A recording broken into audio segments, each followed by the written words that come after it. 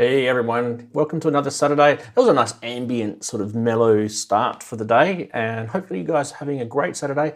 It's night time here where I am in Australia. If you're wondering, I'm streaming live from Perth in Western Australia, which is a small city on the west coast where probably not many people live on this side of Australia, but it's the best part of Australia. Shh, don't tell anyone. Anyway, I hope you guys are having an awesome time. Let's say hello to the chatties because they have arrived. Unlike my video guests. Chatties are here. Welcome everyone. Let's say hello, starting with everyone. Let us know if you can hear me okay, by the way, in the chat, because I always feel like my microphone's not working properly or there's something wrong with it, but it sounds okay. It sounds all right. Might be a little quiet, maybe. I don't know. Let's see what happens. Anyways, why don't we start with starting with who was kind of first in. I think it was Andy Synthetic, but he might have just been early. Anyway, say hello to him. He's probably going to be on a bit later. Keith in Watford. Hello, Keith. One of our channel members, and much appreciated that you've kept that going because it does help, and we'll talk about a little bit about that in a sec, actually. And same with Steve Ward. Big hello to you, mate, from Staffordshire.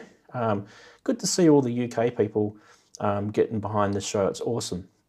We've got Wigoo. Daniel's awesome to have you, mate. You've always been a big supporter of the show with your chuffs that you send through, and also just generally being a big supporter of my channel for many years. So thanks very much, mate, for being there all these many years. Geert's there. Hello to you. Also. Henrik, who will come on a bit later, we'll have a chat to him. He's a massive help with this channel, so big hello to Henrik.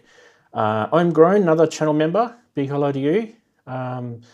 We've also got Teo Sophie Music. I don't know how to say that. Sorry, I'm really ballsing up stuff. I might need to change my glasses actually, because these ones aren't the computer ones.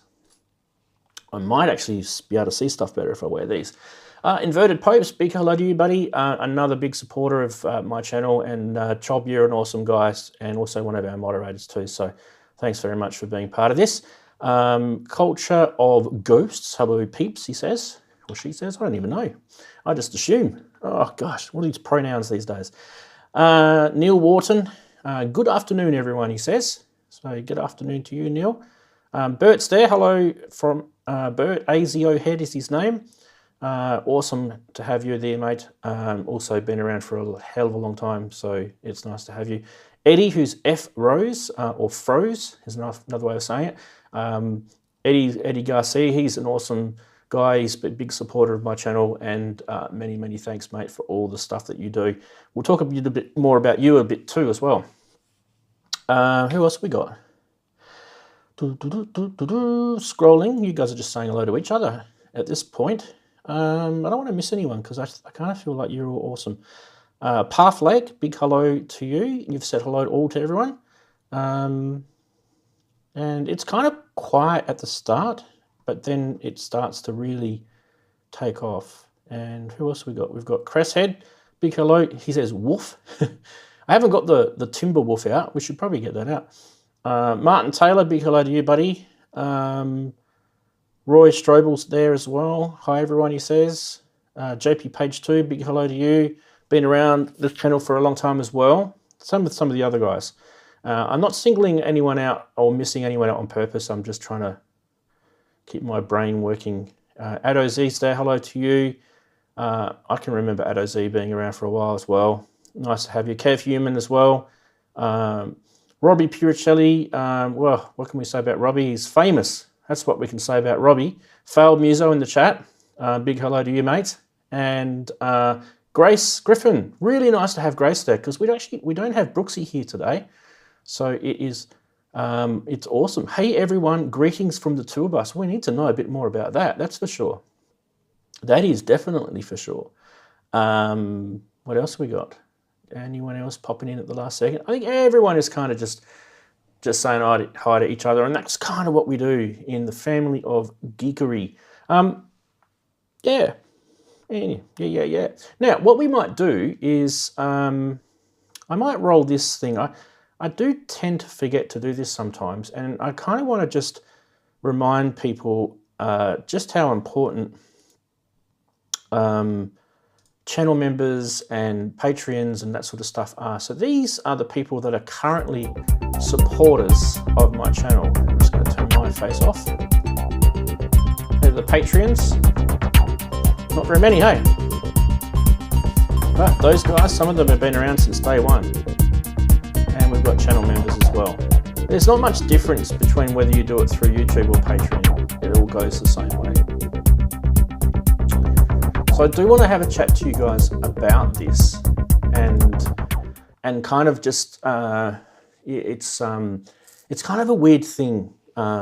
Doing this show is well, we're in probably the third year, or almost venturing into the fourth year that we've been doing this show for, and I don't know if you guys know, but there is absolutely no commercial payment or sponsorship. We do have a small sponsor in the Name That Synth segment, which is Plugin Guru, and they don't give me anything, they just give the prize to you guys. So the way I look at this, it's a show that I do that I just kind of feel like you guys, hopefully you guys enjoy it. But I have noticed that you know, sometimes I'm not the most dynamic guy, I'm not the best synth reviewer, I'm probably in a bad mood on a Saturday. Everyone has. So, you know, we can't always be perfect. And I'm definitely not trained in TV presenting or anything like that. I'm just a guy sitting at his desk with a camera in front of my face saying hi to the world. But I think hopefully you guys will understand that I come from the point of view, and I've always kind of maintained that this show is from the point of view that we are users. We're all equally, we're users of the gear, whether it be hardware or software. You can see a lot of hardware here. I also use software, and coming from an IT background, you'd probably think I'd use it a lot. Well, yeah, maybe. I tend to like hardware better because that gets me out of the software world and into music. It's a different sort of thing. But yeah, anyway, so this is kind of what my show is about. It's about Synth Geekery, which is kind of the newer name that we come up with about a year or two ago. And really what that is about is, you know, it's not a negative term, geekery, because geeking is kind of what we do. We twiddle with our synths, we program them, we connect them up in different ways. We're geeking around, and I think that's kind of the gist of it. So hopefully you guys kind of do appreciate that. Now, me sitting here in one of the most remote cities in the world, I don't get the chance to bang heads in real life with a lot of you guys. A lot of you guys live either in the US or the UK, and you do see each other in gigs and various things like that. And it's kind of sad that I can't see you guys in real life, and I really would love to. So hopefully in the near future, I can travel, and the only thing that's stopping me at the moment is money. So, you know, who knows what will happen in the near future anyway. So what I wanted to tell you is, although the Patreon side of my channel is pretty quiet, I don't put a lot of content in there, the small little trickles of money that goes through to Patreon does help me in keeping the cost of the show going, because I actually have to run an internet connection that's separate to the house where the kids use, because they're still sitting on God knows what at the moment, on their iPads or their computers while I'm streaming. And there's other costs as well, and software and various things that I've got to do to, you know, camera gear, things that break, all that sort of stuff. So there's costs, and that's what that goes towards. So channel membership is good, Patreon is good.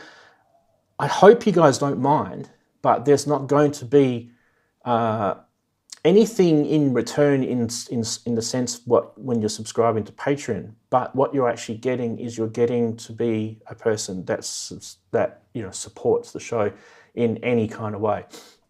So that's what that's about. But if I do manage to do videos or something like that in Patreon when I do get a chance. Being a father and having 3 kids, one of them's in university, 2 of them are in school, one's in high school, one's in junior school.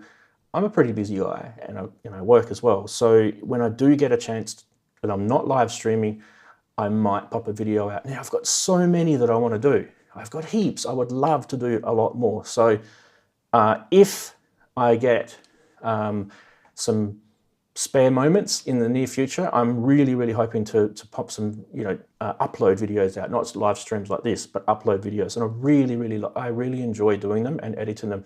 And one of the ones that I've been promising for probably almost about 8-9 months now is the ARP 2500 series from Behringer. I'm going to be doing videos, really nerdy videos on this stuff. Now I've started recording and filming this stuff, and I've just got to get finished it. I've just got to do the work, but that's got to be when I can find the time.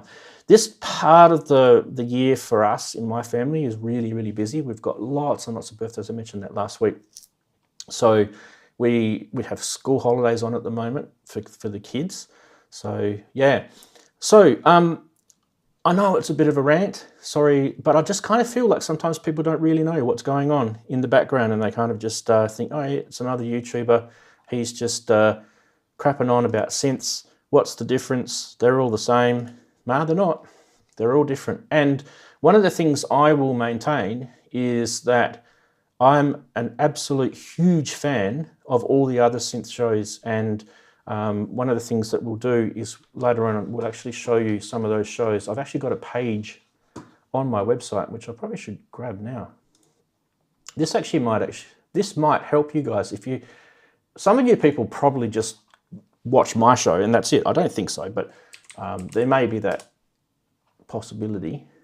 If I go to my website and I press this button here, right.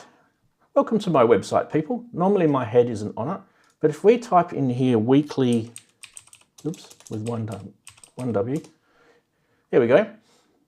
Weekly shows, weekly synth shows, right? Now, the URL for this, I'm going to copy this URL and paste it in the chat room in 1 second after I've talked about this. But I did this March the 8th, and here's a list of weekly synthesizers type live streams. Now this is not up to date. This was March, earlier this year. So if any of these people have stopped doing it, if there's people that aren't on here, the times, the days, whatever, if any of this has changed, let me know and I can update it. But if you look here, you'll see there's Sonic State. I mean, Sonic State they've done 700 and something episodes of that show, which is incredible. You've got Kent Spong and Pro Synth Network. You've got Plugin Guru, who's the guy that actually does a live stream as well. Jamie from GeoSynths. You've got Robin, Molten Music. You've got Dom, Mr. Wiggly. And there are other guys as well, like Colin Bentlitz and Gaz Williams. And they're not necessarily as regular, so I've chucked them down there. But that may be a good resource for some people, because you may have actually not come across, like Rob Pappen, for example, you may not have come across some of these. So why don't I pop that in to the chat, and you guys can copy that URL and see if there's anything that needs to be weekly. I think it's weekly-synths-shows. It's a pretty easy URL to remember, but I'll just copy it for you guys.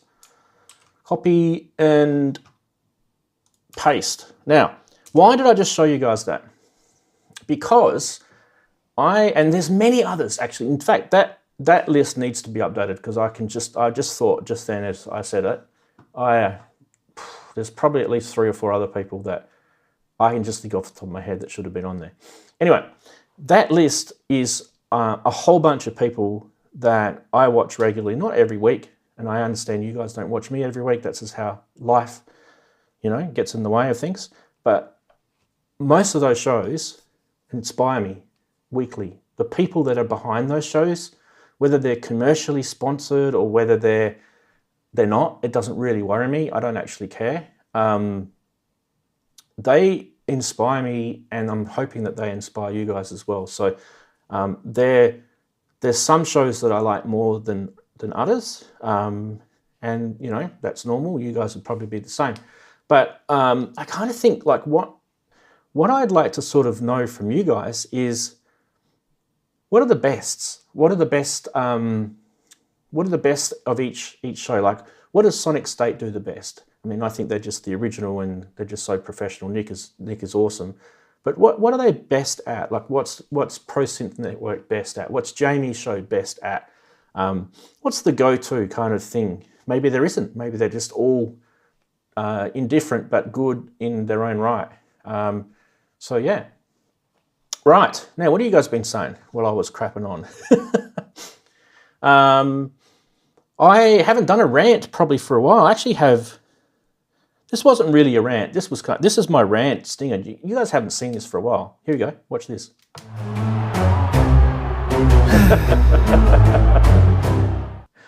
Yep, that's my rant stinger. Haven't played that for a while. Not really a rant though, but I do enjoy playing that stinger. What I thought I'd do is really get cheesy with this show and actually have some sound effects. And let me know if you guys can hear. I'm going to do this is a synthy sound. Now, people in Australia might recognize this sound. Anyone recognize that sound? It's from a famous TV show. Yep. And I'm going to have some crowd cheering.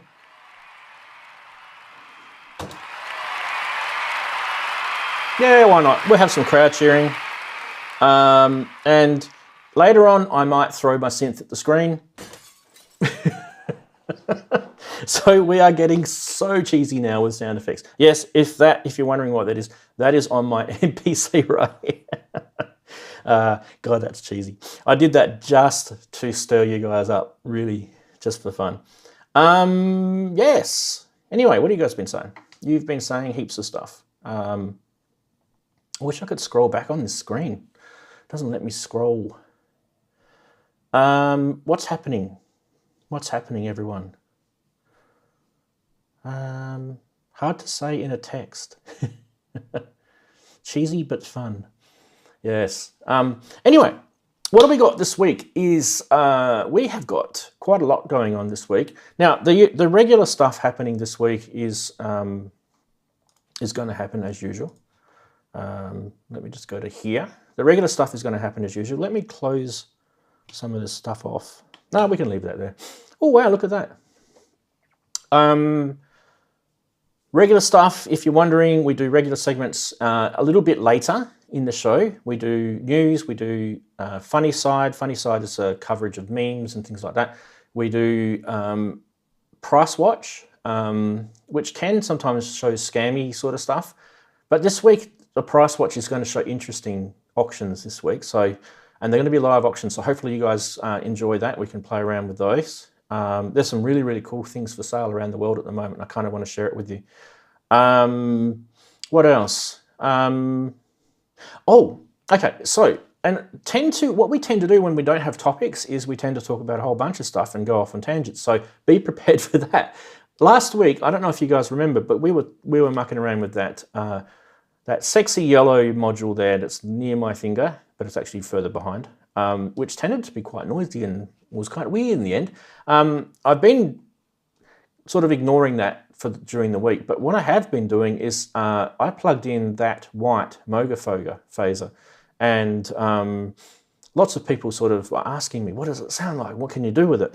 I've plugged it in. So far, all I've done is just plugged it in and turned it on, and I've got the string machine, which is the VC340 Behringer string sound going through it, so it sounds something like this. Yes, there's a bit of reverb and delay as well.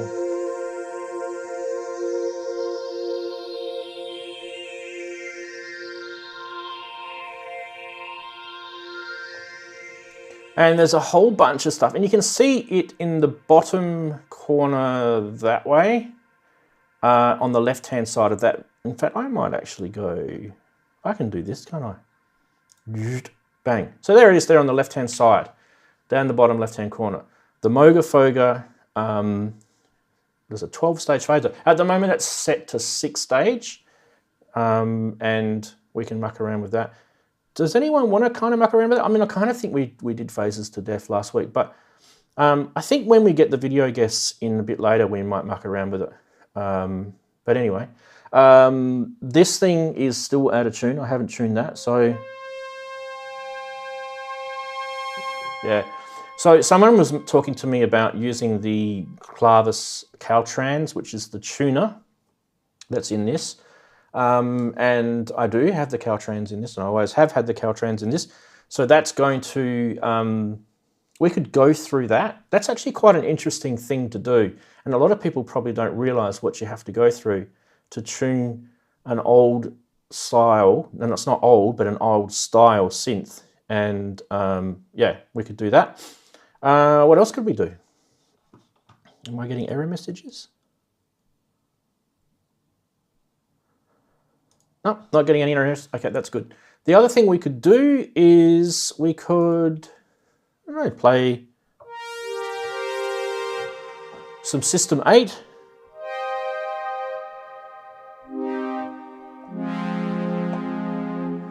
Now the System 8 is there, right at the back of the room, but obviously I've got that plumbed through MIDI. What else could we do? And the other thing too is because that phaser is plumbed through Eurorack at the moment, I can send anything through it. So I could send this through it. At the moment it's going through chorus, but I could send that through that. So let's have a look what you guys are saying. Right.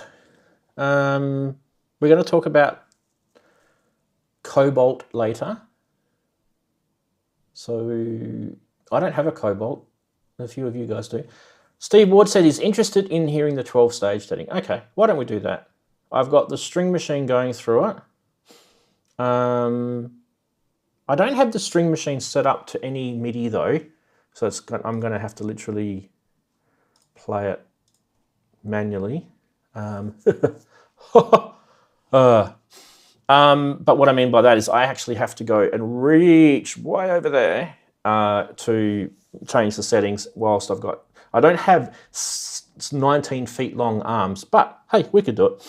Anyway, I reckon we should put you guys in the corner instead of me, because I'm ugly.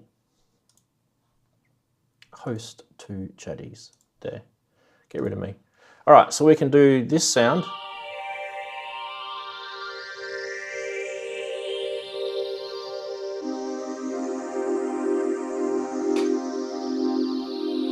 All right, let's turn this over to 12 stage and we can play with some knobs on it.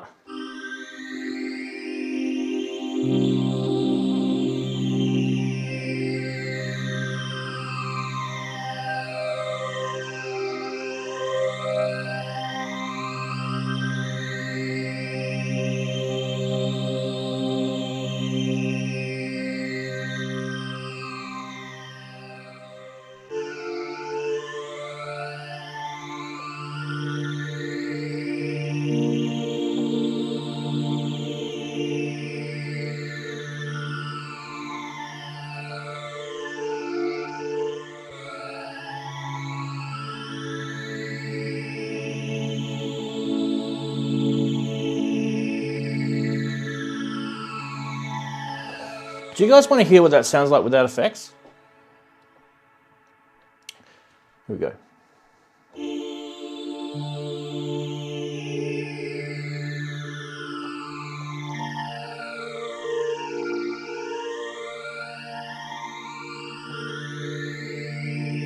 One of the things this phaser pedal has on it is it has actually two outputs on it, and you can actually kind of get some stereo effects on it, but I can't do that right now because I don't have the second output set up. But let's muck around with the sweep. But I'm going to need to move into a different sound. So let's get this sound going into the sweep. All right, so I need a new patch cable. Oops, sorry. Okay, out of that, take the phaser there into here. This should go into the phaser now. Wow, that is loud.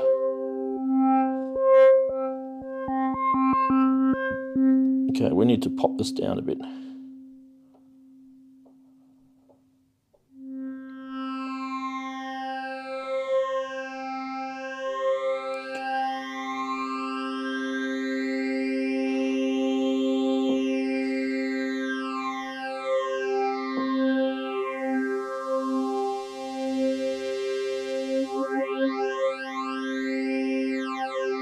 That's the sweep. So that's this sweep. That's this thing here.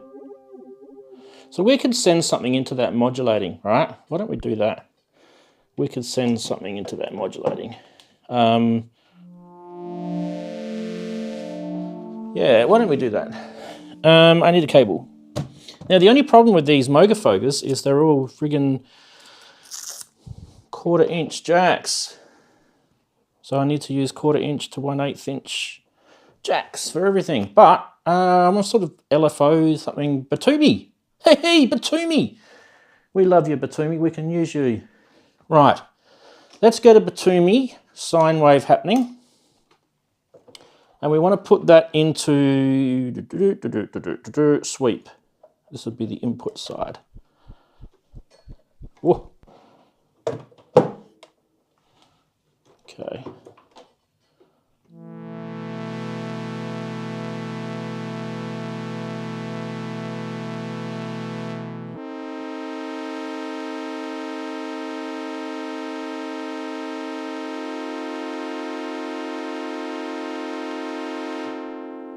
Not really getting anything out of it at the moment.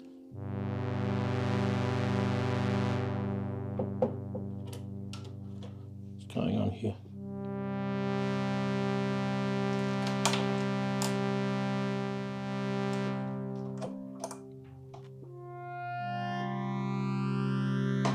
I must have accidentally knocked that. That's why. Sorry, I'm not really watching what I was doing over here. All right, let's go back into here again.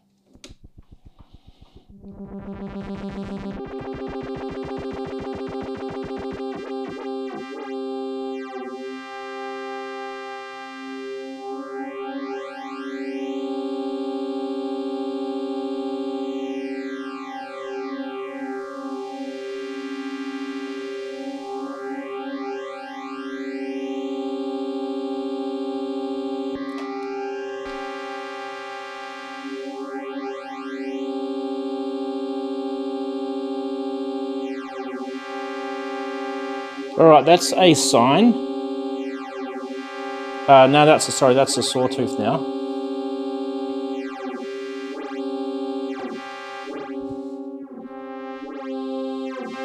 Let's add the effects back in.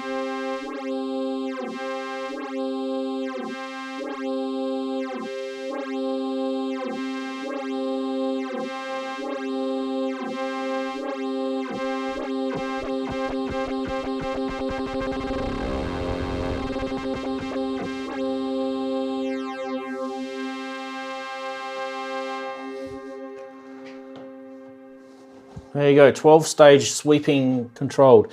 There's I want to try the envelope trick that Kent mentioned last week. Maybe we could use the make noise maths. This thing. The maths. I've lost my pointer. No, I haven't. There it is. We could put something into that.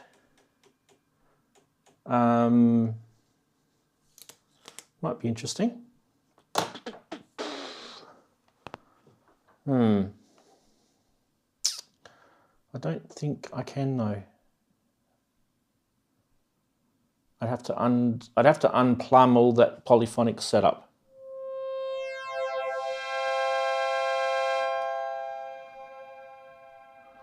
But anything can go through that at the moment, and we can control it with the Batumi.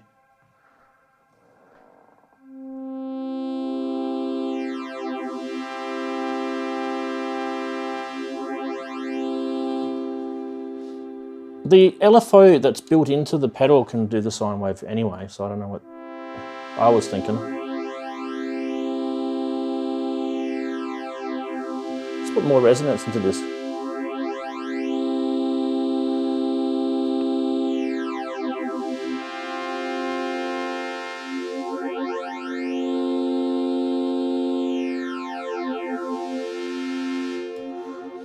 So if we unplug that, where are we? There. And we go back to the built-in LFO.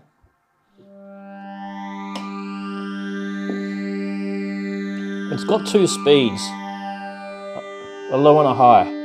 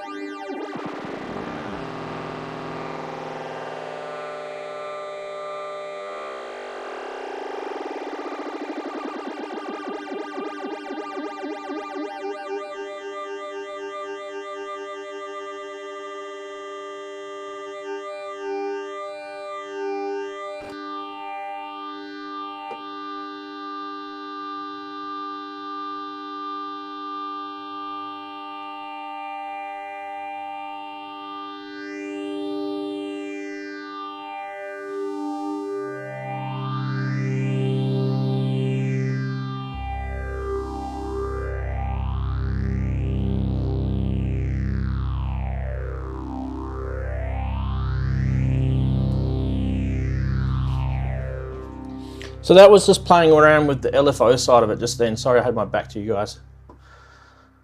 But there's no other way I can do it. Yeah. That's the Moogafoga.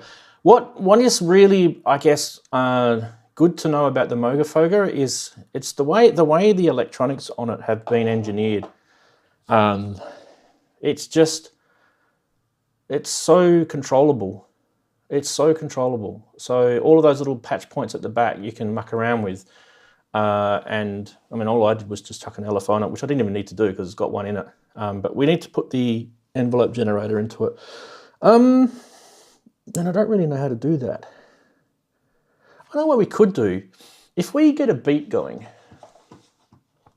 the problem I've got is I'm running out of. Let's get a beat going.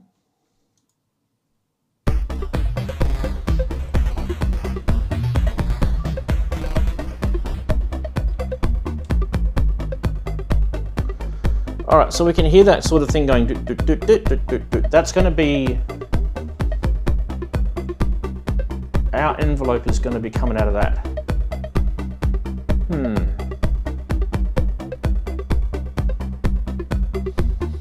Why don't we do that?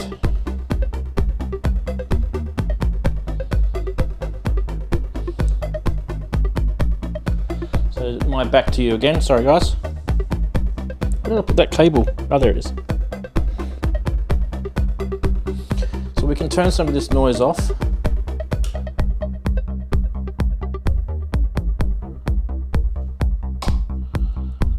Right. Let's get this out of here. Let's do the inverse of make noise. See what this does.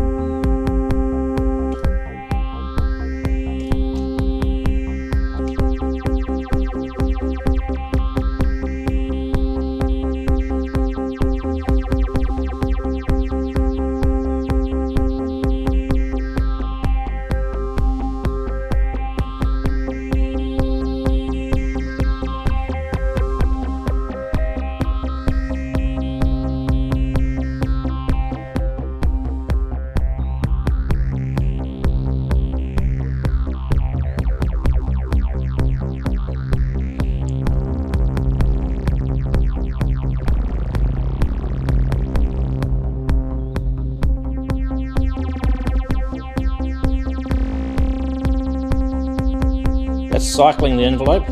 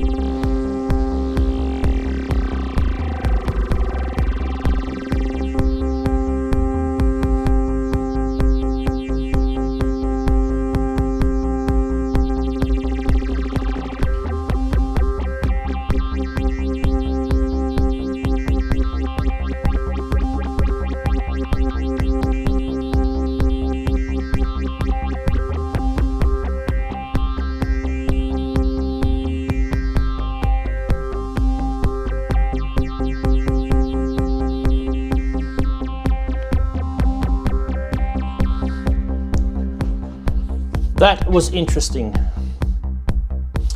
So that's the envelope triggering it. Make noise math. Sorry about my back. What I can do though, it's hard for me to adjust my camera whilst you guys are watching.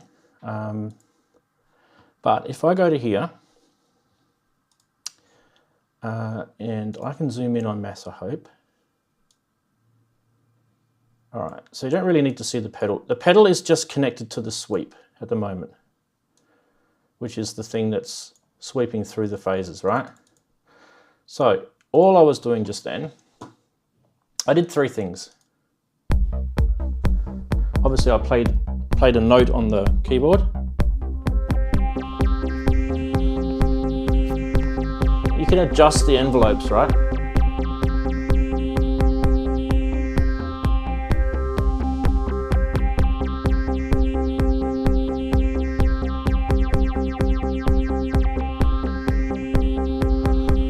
And then the cycle was this.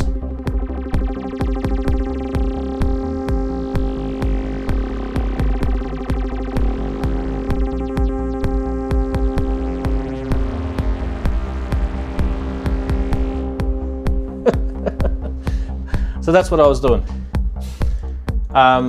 Just using maths into the Moog. I'm probably going to get some sort of feedback sound in a sec, but if I just go to here again and zoom out, sorry, I'll get rid of that noise in a sec. What I want to show you guys is have a look at the lights on this. I don't know if it's going to come, oh yeah, it might come up on camera. All right, so have a look at the lights on this when I play with the maths. Here we go.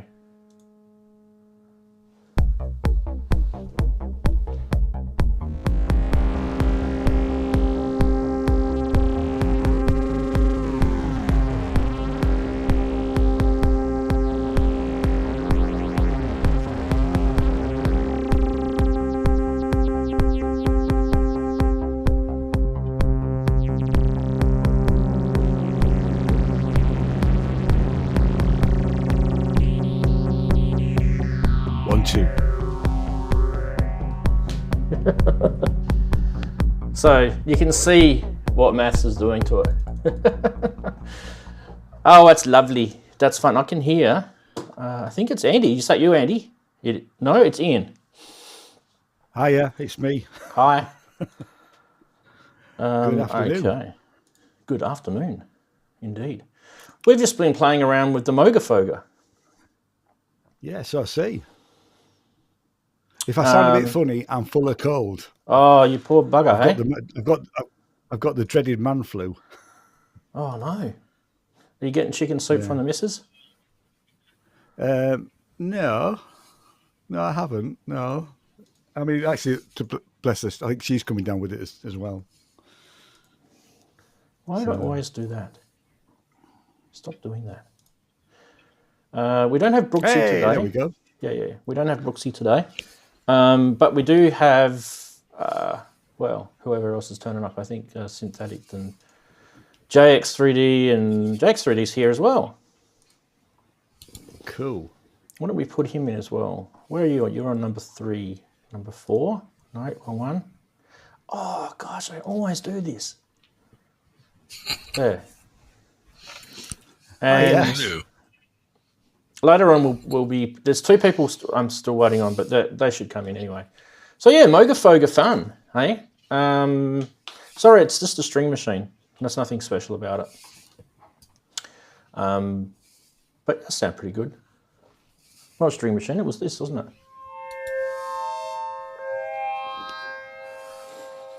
That doesn't sound too bad for 4 manually tuned Behringer oscillators. I don't think that's too bad. Beggars can't be choosers in this life. Put Darren up there. No.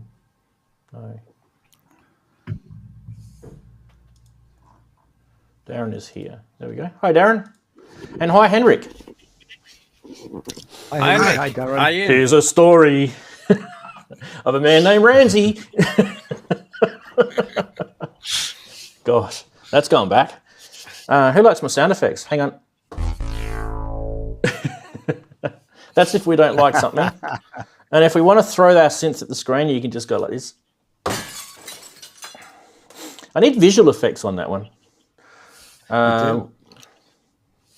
What else have we got? I've got crowd cheering if they like something. We can do that. And if all goes really wrong when we watch the price watch segment, we can always revert to Telling me, dreaming. when it comes to the price. The famous Australian movie called The Castle. Tell him he's dreaming is what he's saying. Telling me, dreaming. Which means that's the price. He's streaming. Tell him he's streaming, yeah. He could be. Okay, so what else do we want to do? I think we've done enough. It's 10 minutes before the show starts. You guys can get yourself settled in. I don't know if Synthetic is coming. He didn't say. I thought he said he was coming. Anyway, hopefully he's coming. I'm not sure. There's a spot anyway, just to prove it to you guys. Oh, by the way, I fixed up this. Finally, I got the little Synth Geekery icons on here. You guys probably don't even notice little things like that. It used to say Ranzee in the middle. So I was slowly getting rid of all the old Ranzee, stupid, like early days stuff. Just trying to clean up things. But yeah, that works. So yeah, there's a spot spare next to Darren. I can't point properly. There. And he's moving across a bit. Oh, so it's that one. So, You want me to move you? go. I can move Darren. I feel like I'm going to fall off the side. All right. Well, you know.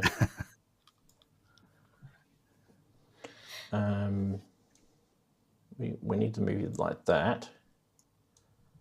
And crop you more that way. And then crop you less that... No, not less that way. What am I doing? Crop you less that way. You're crouching on me. There you go. They are decroached. De-encroached. That's not quite in the middle. Like, let's not... You can always... That's better though, isn't it? You can shift. It makes me fix. You want to do... Do you want me to do you too, Henry? I can do you. You're muted, by the way, mister. Take a drink. No, I'm not muted. Now you're not.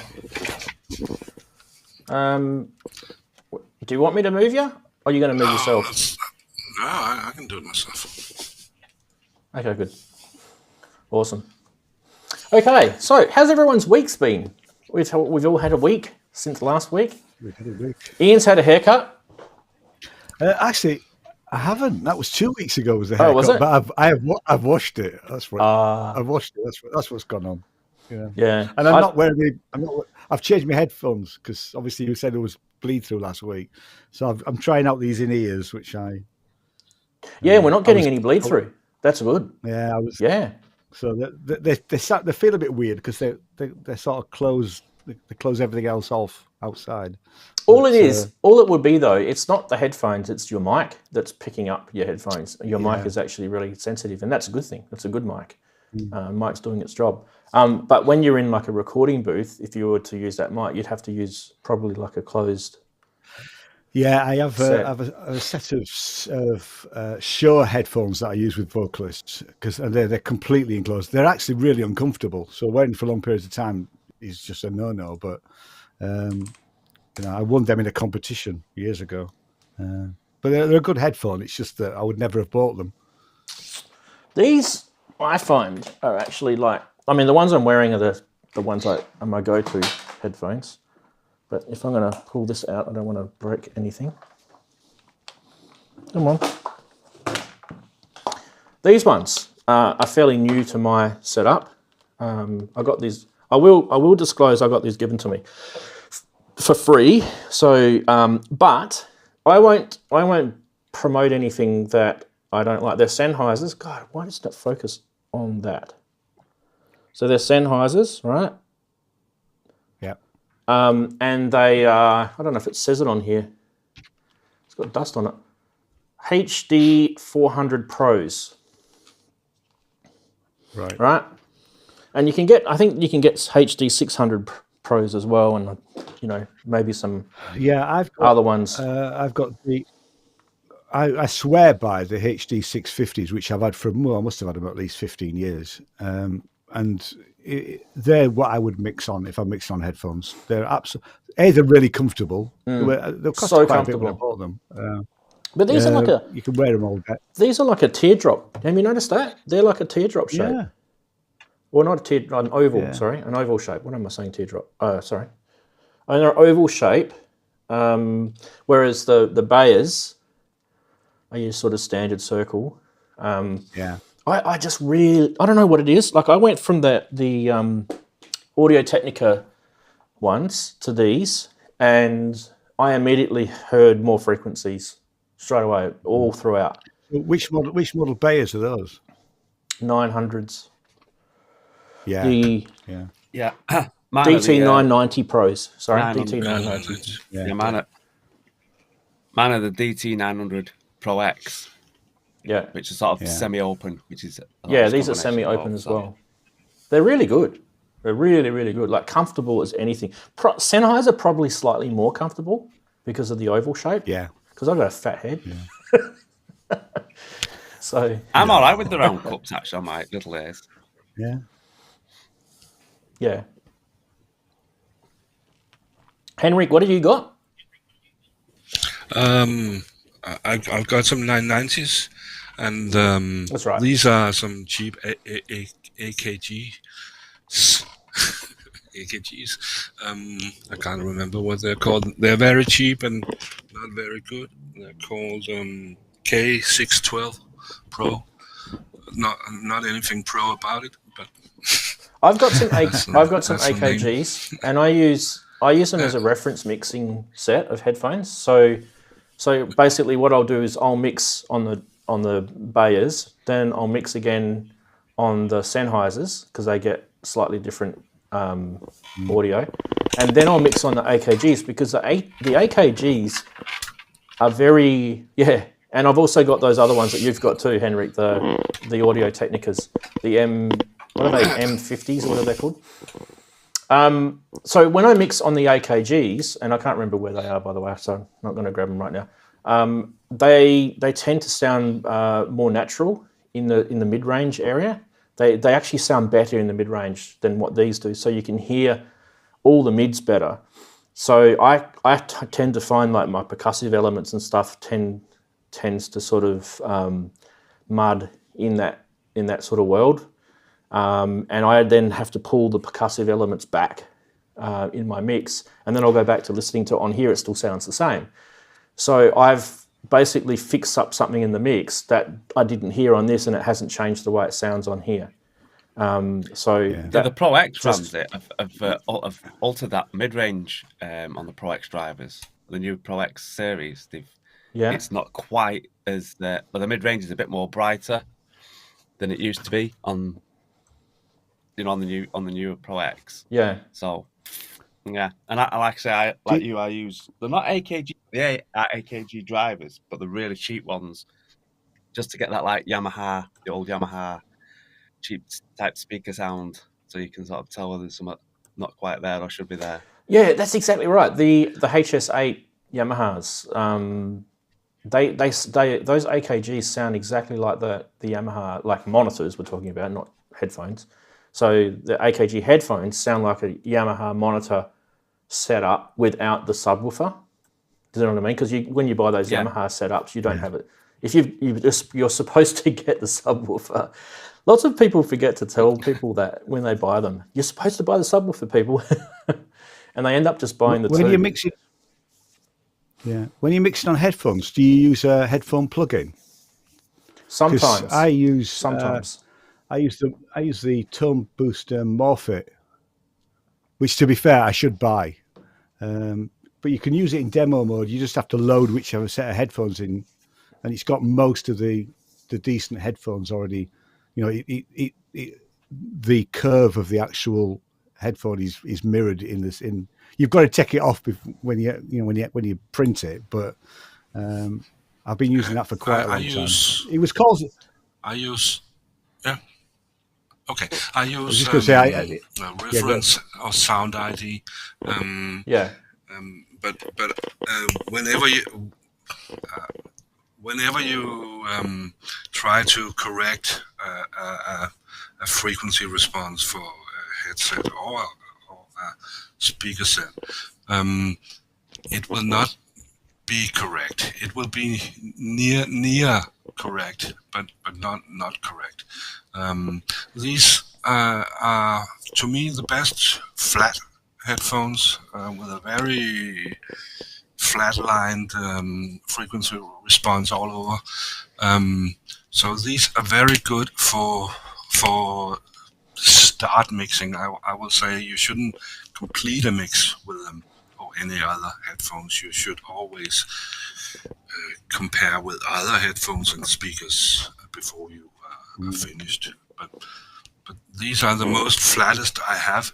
The only problem is, after I got my hearing aids, I can't really use them with hearing aids on. So they are covering the microphones and the hearing aids. So I have to use something with big pads, like the DT990s or the Bass. What you mentioned else is not with it. When you mentioned the reference ID app, there's Biodynamic also give you a free app with their headsets. Have you got that, Darren? The Biodynamic headphone VST app? No, I didn't know you get it free. You still get it free, do you? Well, I got it free. I don't know if it stopped. I didn't know that. Yeah, which is actually really, really cool. It's and you can do things like. You know what? You know why that is? It's because what I usually do with any equipment that I buy, no matter how gas I am on the equipment, I usually get the box and then just use the equipment. So it's probably still in there. There's probably a thing to say. Yeah, there's a code or something. And then I just it's the equipment I end up playing with, and not what's actually available with it.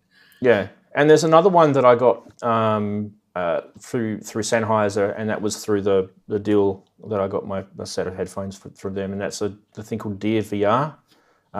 Which is I've showed you guys it before. It's like a virtual mixing studio, so you can set it to different sort of acoustic treatments, like club, cars, in your kitchen. I don't know why you'd want to do that, but I think it's interesting. Yeah. You get kind of reflections and things in it, and then you can change your headphones through the app. So if you've got the Sennheisers on, and then you put the Behrs on, you change it in the app, and it does some slight EQ changes to the mix, the master mix. That is, you put it on your master thing.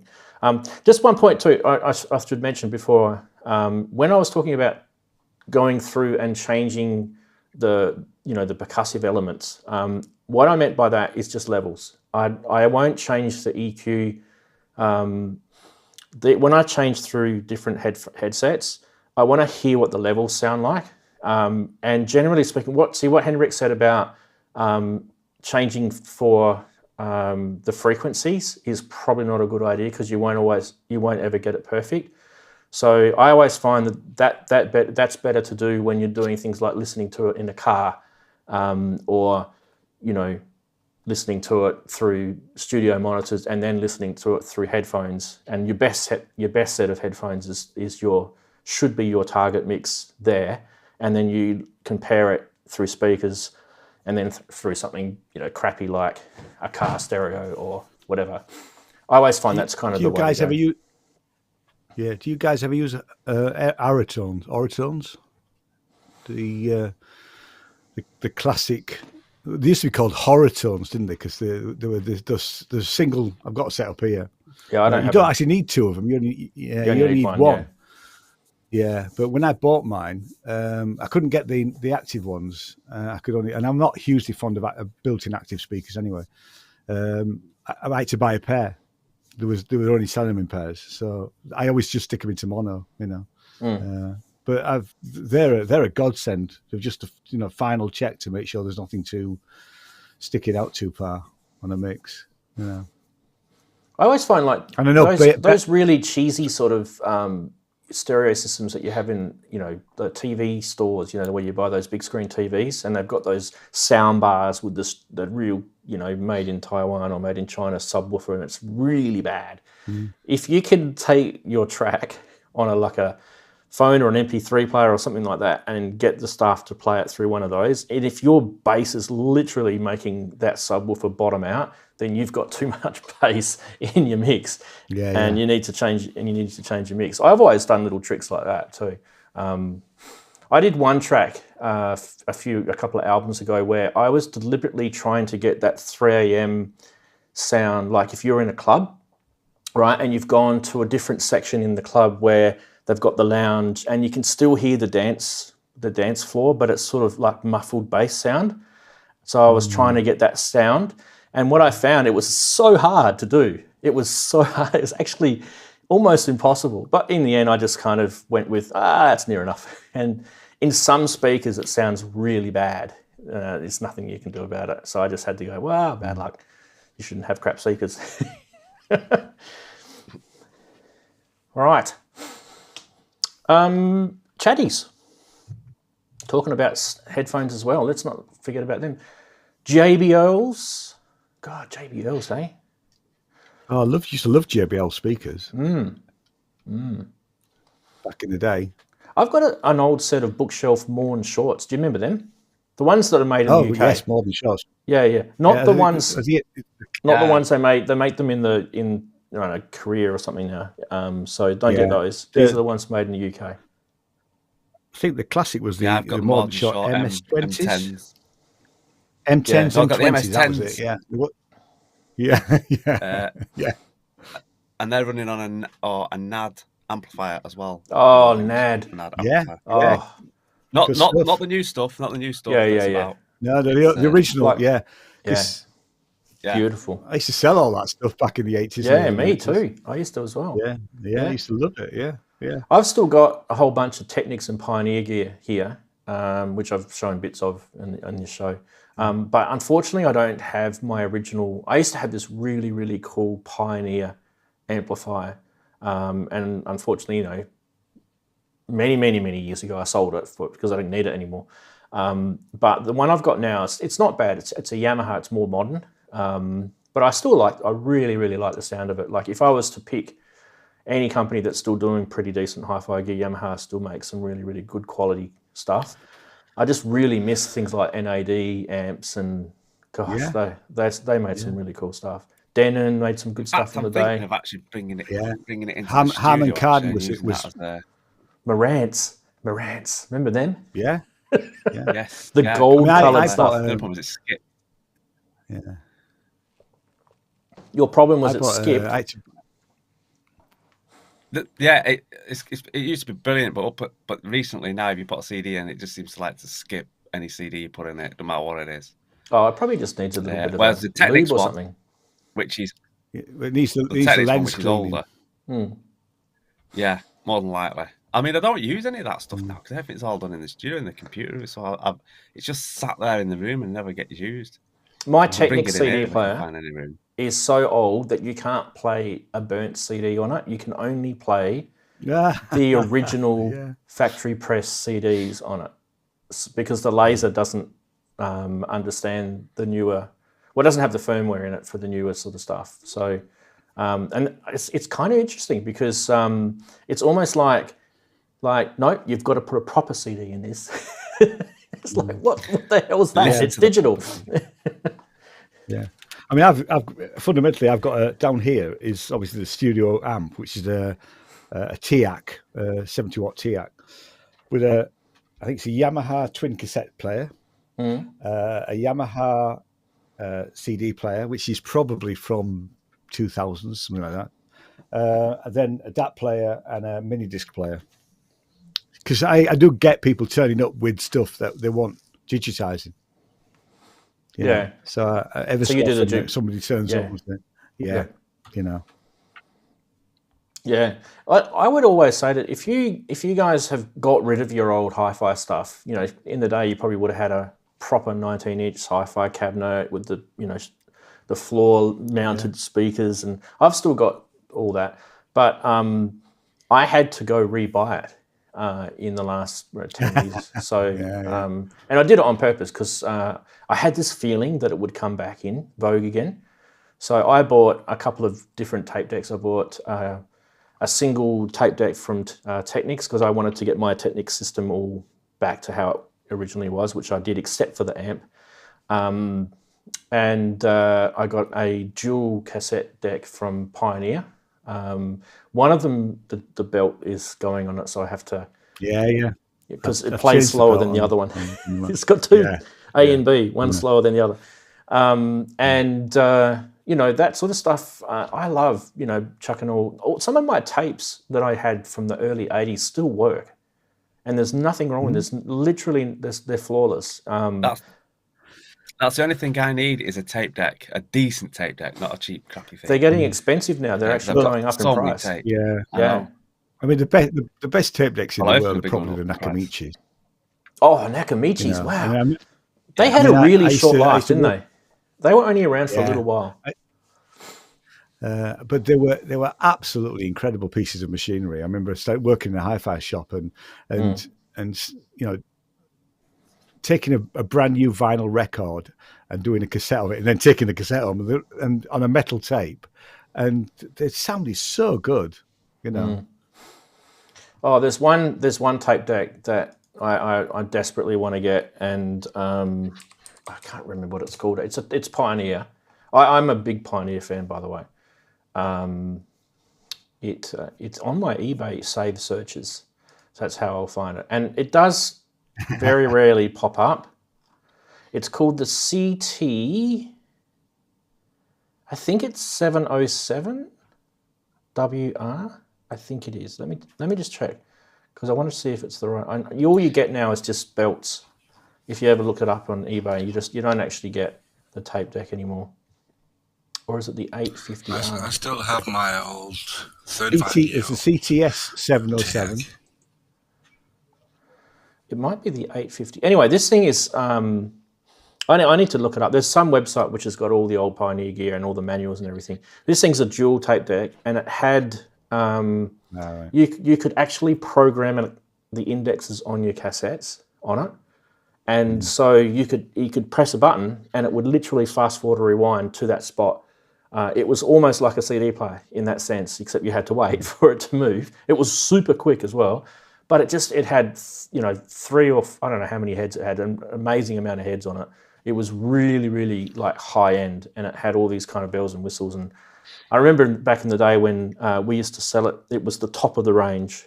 Like it was the, you know, Lamborghini tape deck that you could sell. It was more expensive than like NAD and what else did we have? Denon. Denon were pretty pricey, I remember. Denon, yeah. They had some low end stuff. When I was working, wasn't the brand called? Was it Nico? Japanese brand. They didn't sell very well with that because I worked in a company called Lasky's for a couple of years, and these things were really built well, you know, built in Japan. They just didn't sell, you know, and it was reasonably priced, but it lasted forever. So all the salesmen were buying. If it wasn't Nico, it was something like that. I don't remember that brand. So this was B. I think I might be mispronouncing it. My dad liked Kenwood. Did you guys get Kenwood? We had Trio, which became Kenwood. Stuff, yeah. He was a big Kenwood fan, but they kind of went downhill after a while. I mean, in the early days, they made some really good stuff, and he was a huge Kenwood. Cambridge Audio. Cambridge Audio. They're still going to Cambridge Audio. Oh, really? You know. Yeah. They used British made. Yeah. They used to make a turntable, didn't they? Cambridge Audio. I don't. They probably I recall them making a turntable. I mean, they were amp. They first of all made amps, then they did CD players. I don't remember a Tuners. Cambridge Audio turntable, but tuners, yeah, you know. Now, I do want to mention that I missed this, and I've just scrolled back and seen it. Steve Ward, big thank you for the £5 that you've shot through when we were playing with the phaser. Sorry, Steve, if I didn't sing out to that. If you're still in chat, hopefully you're there. If you're not, I'll send you a message. Big thanks for that. Yeah, should we get stuck into the show? I don't know what's happened to Andy. He said he was coming in. Maybe he's fallen back to sleep.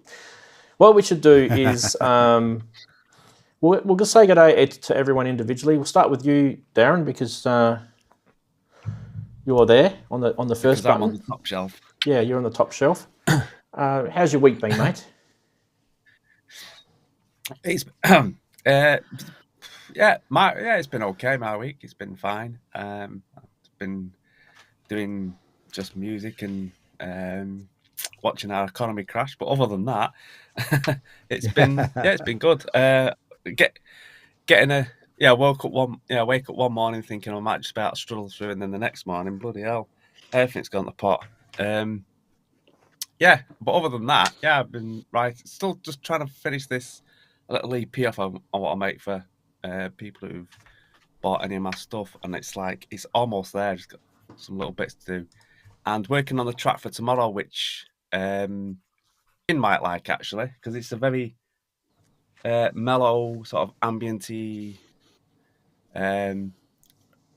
style track. So I think Ian will like it, and it's sort of partly Ranzee because he says I'm into this style. He knows that I like this. What can I say? I like to do things with this way of doing things with samples and audio and stuff. So I think it's called The Backwards World. So yeah. Wow. Yeah, you might like that tomorrow. Great. About 4 o'clock it'll be out. It. So I think Ian will like this one. It's like I said, I think it's down your sort of down your area, Ian. Sort of like a sort of ambient. Down my alley. Yeah, that's it. Down your ambient. As long alley. as it's not a dingy dark alley. No, it's a beaten up. Beaten no, up you for a fag. literally trance out going down that alley. All right. Beautiful, Darren. That's awesome. We're going to go to who's number 2? Oh, no, I was listening to your podcast, by the way, Ian. Past couple. Oh, thank you. Thank you. I haven't listened to you it locked yet. up my podcast there with all the other podcast stuff. So, but I will be listening to it tomorrow because I saw the link. So, yeah. We are going to go to Ian. So, big hello to Ian. How's your week been? Very much. It's been good, actually, apart from getting this blooming call, but we won't go there. What have I been doing? I've been working on a track for the Wave Prophets, which there's been an album coming out later in the year, so that was quite interesting. Mixing a particular track, which can't say what it is yet, and obviously I put the audiophile radio show. Actually went out last night, but because it's the first of the month, it's really from today, so you can get that on iTunes or Podbean is where it's hosted, but you should be able to pick it up anywhere, really. And we did play Rave Dave. Wow. So yes, you did. You did, and thank you for all that, Ian. Yeah. No problem at all. He was running I had the to room admit, like he made me. I didn't, that's I what he didn't does. want to feel the wrath. He's just the wrath. the wrath of the purple monster. Exactly, yeah. But no, it's great. It's a good album, actually. It's a really good album. I had a purple monster once when I came out of the water at Scotland. Anyway, we won't go there. Whoa, let's not go there. Yeah. I've got that image in my head. Well, that's a quick start. No, get it out quick. Yeah. I mean the image. Right. Sorry. Yeah, we're gonna go across now to Mr. Henrik, who is JX3D. Big hello to you, Henrik. You haven't been on for a little while, so it's nice to have you back. Yeah, hi. Since last time I quit vaping. Ooh, so after huge work. After 35 years of smoking and vaping, it's over. So, how are you going with it? That's awesome. It's going fine. I think about it all the time, and I don't want to start again. So that's it. Very good. Lots of psychology happening. Excellent. Well, we're proud of you, mate. Was it easier to get off vaping than it was to get off smoking? Yeah. I spent a year where I went from 24 milligrams nicotine to 6 milligrams, and then it was just easy to stop. It's only the habit now that I need to put something in the mouth. It's good they invented candy, so that'll go away eventually. Yeah. I hope so. I was just curious how people's moving from full-time smoking onto vaping, and then they find it easier to get off vaping than they would have done coming off smoking straight away. Yeah, it's really a good help, and I don't understand why the governments are so much against it. 11 years ago, I went from smoking where I felt it was going down, my health was going down, and then I went to vaping and started mixing it myself, so I knew what was in it, and it was like my health was constantly the same for about 10 years. Last year, after COVID, where I vaped a lot, you saw it on the streams, for example, that I vaped all the time. It began to go down, and I decided now I have to quit it. So that's how it went. Really good. Really proud of you. Something else. What? We're proud of you. Oh, thanks. I should be proud. I just think it's natural to stop when you can't take it. So yeah, fair enough. But I think it's my Asperger which helps here. So awesome. So something else you were saying? Yeah, this week I just ordered some new speakers, some 8V, I think they're called, or V8 or something. Right. And then for the first time in my life, I ordered a Mac. Yay! I'm sure. Yay. I'm sure I will not get caught like other people because I think it's so stupidly expensive. So I bought one which I believe will last for many years. Well, they do. So I spend a lot of money, of course. They do. They do last. Macs last for years. Yeah. Obviously, now you've got I bought a MacBook Pro. Yeah. Yeah, I bought a MacBook Pro M2, 512 gigabyte SSD and 16 gigabyte memory. It was a lot of money. It's nothing to applaud about. It was stupid. I could have gotten 3 PCs for that price with the same config. Yeah, so, that is. Yeah, but you probably end up using 3 PCs in the time it'll take you. The money more. Yeah, it will. Yeah, and it'll last. It will last longer. I hope so.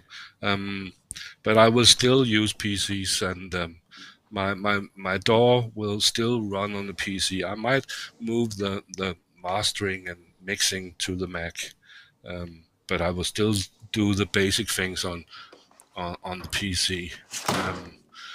Which DAW do you use then?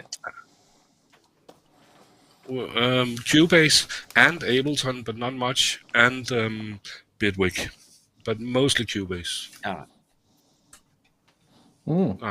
I've always used Cubase, so I know how it works, and it's difficult to change to something else. So I've still got the old MacBook Pro. Still works too. Not working at the moment because I haven't got it turned on. This is the old Intel one. To you now on the MacBook. Yes, mine is the mid 2015 MacBook Pro is what I'm on, and what all my stuff's done on. Yeah, that's a 2015 as well. Yeah. My Mac that I've got is a. You guys know that I've got a Mac Mini. So I got mine in 2020. When did I get mine? 2021. Yeah. I've lost count. That's when they first came out. 2021. Right? Yeah, it was late 2020. M1. M1. Yeah. And it's because I bought mine after yours, so yeah. I got mine. Yeah, 2021 was mine. Yeah. There's nothing wrong with it. It works fine. It never crashes. It stays on all day. Yeah, can't complain. I do want to say hello to Andy, who has... Andy's your mic and everything. We haven't even checked that. Hello, Andy. So. Is that good? Yeah, it is. How you doing? Sorry, I overslept. I'm still recovering from a long week of traveling and sleeping in the car at Yosemite and a bunch of other stuff. So no, that's all right. You don't have to apologize. It's really early over there, so fair enough. In fact, I want to show. Does this toggle screen sharing work very well? If I hit this down here, I want to show you guys something real quick. Does it? You just hit the button, it works, right? It should do. Let's see. Try that. Yeah. You probably see good. See that? Okay, cool. So this was the view I had on Tuesday night. My friend took this from Lick Observatory, but I was in Yosemite. It's Ganymede shadow transit across Jupiter, and it was amazing. Oh, wow. And wow. I couldn't get a good, decent shot, but my friend did. He shot this through it's like a 120-year-old telescope up on top of Mount Hamilton in California. It's a big 36-inch refractor, not a reflector. And they actually brought the giant optics up by horse and buggy up the twisty road about 120 years ago. So, wow. But it's a stunning image, but it's really cool to see the shadow go across, and then his image actually probably showed the moon the entire time, but my view, I think it was just too bright in my scope because I have a big reflector, so it gathers more light. But it took a while to see the moon come out of the limb, but he captured it really well here on the edge, so it's a lot of fun. I find that stuff intriguing. That's superb. Yeah. Like last it was great. There was a lot of other stuff that night, but that was the highlight. Last week was the week where Jupiter was the closest to Earth that it's been in a long time, right? So that was one of the reasons why. It's a perigee, it's an opposition, it's all the magic words that make it wonderful. So yeah, and also it's not obscured by the belt as well, because a lot of us forget that there's an asteroid belt between Jupiter and Earth and the other planets. So yeah, the outer rim or whatever it's nice. called. Plus, Yosemite has the best skies. It's high altitude, super dark, no light pollution. Yeah. It did get cloudy on Wednesday night, so I left early, but Tuesday was pretty much perfect. So fantastic. And you also you said you went to see Rammstein as well. Rammstein was great at the LA Memorial Coliseum where they had the '84 Olympics. So a wonderful outdoor concert, which always sounds better than those stupid arenas that you have to go to, those indoor arenas. And you could feel the heat of the fire, and it's pretty incredible stuff, Yeah. And I also met a friend. I was going to meet Manny down there, but he had a last minute thing come up, so he couldn't go. At Perfect Circuit, but I met my friend Nora at Blank V, who's a pretty popular podcaster for synth stuff. Mm. We were hanging out there, and I picked up a Rumble of Ancient Times from Soma. Oh, wow. Which is kind of like a mini Lyra 8, sort of. So it's good for park bench with your Bastel, Darren. Oh, great. Got four AAAs in the back. Oh, yes. So. That's perfect. Wow. Yeah, my Bastel bench is getting massive. It'll be the length of the bench shortly. The bench just for the gear, right? So, yeah. But this is being used a lot by a lot of the hardware jammers are using they call it the ROAT. Right now, it's a pretty popular device. Interesting. I've actually never heard of it. Shave. I'm a mess today, so. Oh, you can't even notice it, mate. I've never even heard of that thing. So, yeah. Yeah, it's So the what is latest it again and Soma how thing. much? All right. Cheap. This $160. Wow. Okay. Not bad, that. Yeah. But the cheapest, well, the cheapest thing is the Ether. That's about $100. Yeah. I keep thinking But about this that. Are is they the any next good? one up, and this you can play.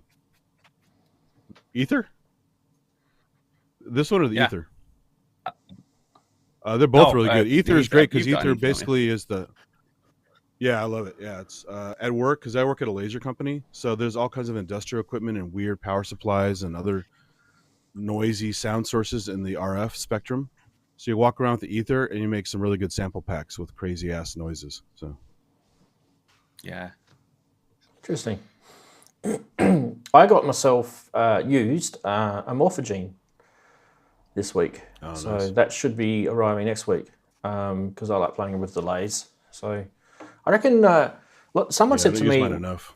why did you get it? You've got a Magneto. Surely that should... It's a completely different world. Magneto is like a tape thing, you know, and Morphogene it's completely different. So I'm going to enjoy that, I think, and I'll put it in the second set of where the other Mix BX is, and I might replace where the 1-bit tap delay is at the moment, and just replace that with the Morphogene. So that way, you know, the 1-bit tap delay is kind of limited in what it can do, whereas Morphogene's got a lot of tricks up its sleeve. So hopefully that comes. Morphogene you can do granular, which you can't do with Magneto. So yeah, you can do it with clouds, but it's a different thing again. Right. So yeah.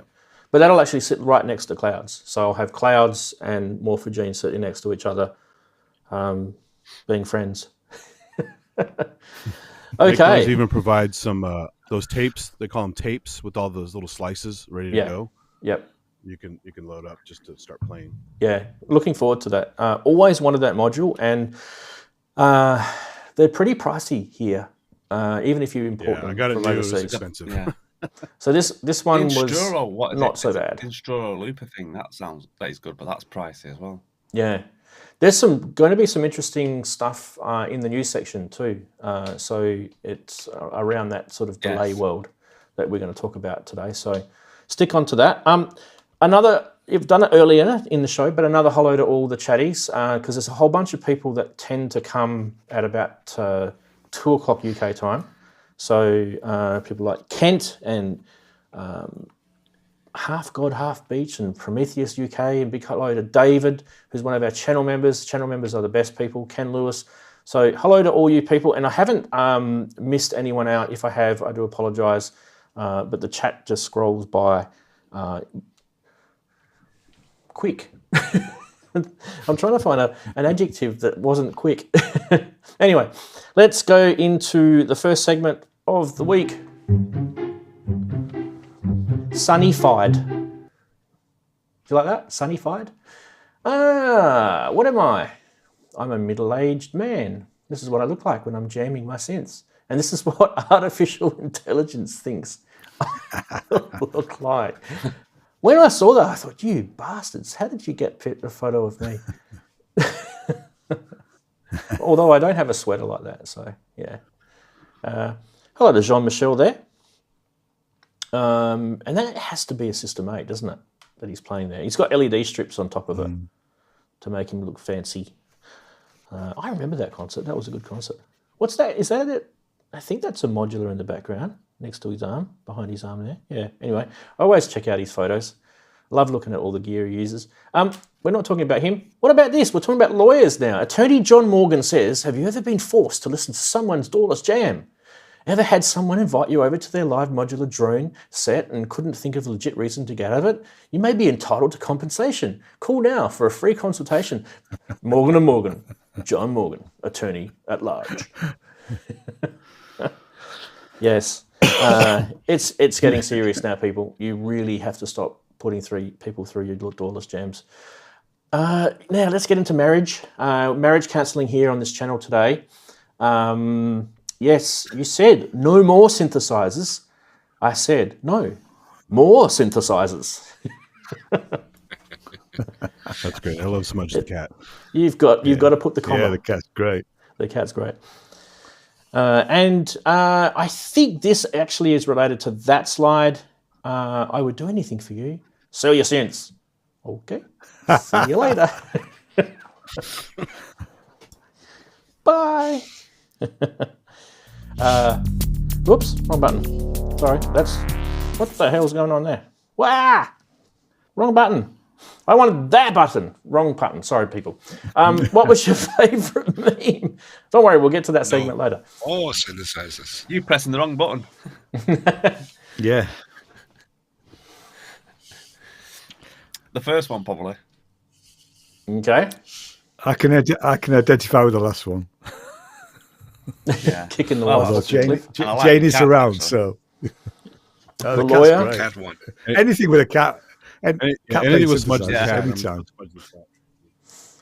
Yeah. A few people say the lawyer.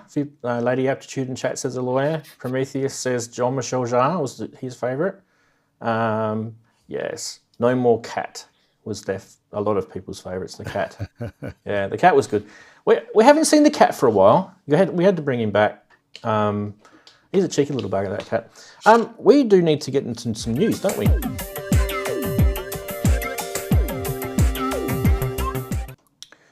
I've got rid of the titles. I got sick of it. We miss it being wrong. I got so sick of it. I don't miss it being wrong, let me tell you. It's actually wrong right now as I manually click out of here, and then I can bring it up with this button. There you go. How about we do it that way?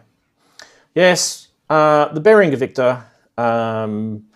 Yes, wasn't there a famous movie with I can't remember the quote now, with the Victor. What's the Vector Victor? Vector Victor, yeah. That was that Flying High? Yeah, that's it. Yeah. Airplane. Thanks, Henrik. That was what it was. Airplane. Okay, so let me get my notes because I do have notes on this thing. In Denmark, it was called Flying High.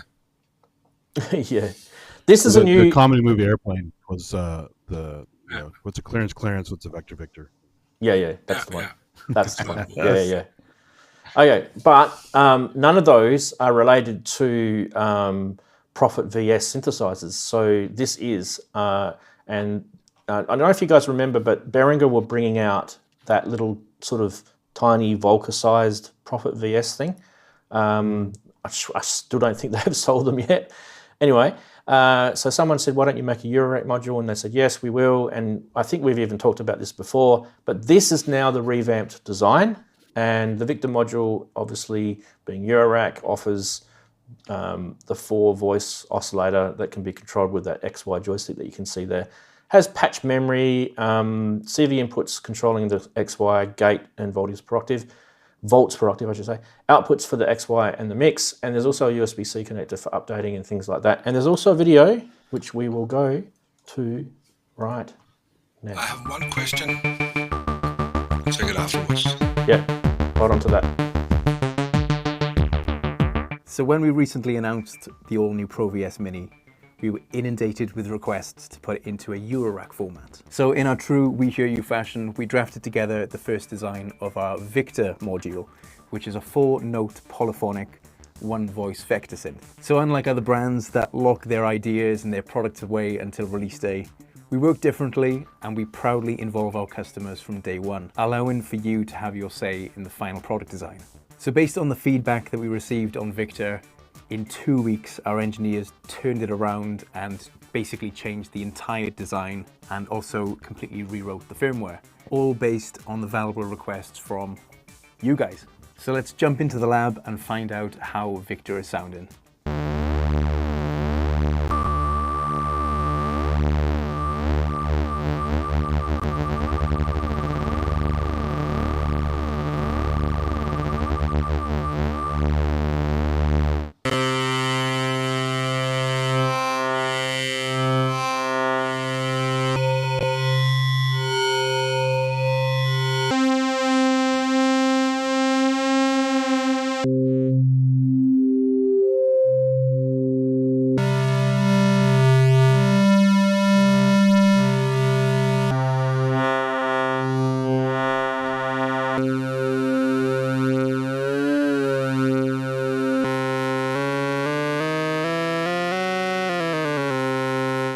From here, our engineers will finalize the hardware by finishing off the PCB design, and this is the last step before the unit goes into mass production from pre-production. We're the only company that handles the complete end-to-end process. Yeah, blah, blah, blah, blah, blah, blah. We don't need to see that bit. Okay, so Henrik, your question before we talk about it as a group. Yeah, when you showed the still image before the video, Yep. there are some marks on which could be, do you call it plumps for screws underneath or something. Like under the D and B, I don't understand those two, because when you watch the video, there's nothing under there. So why are there those things? So on the video, they had two knobs up the top.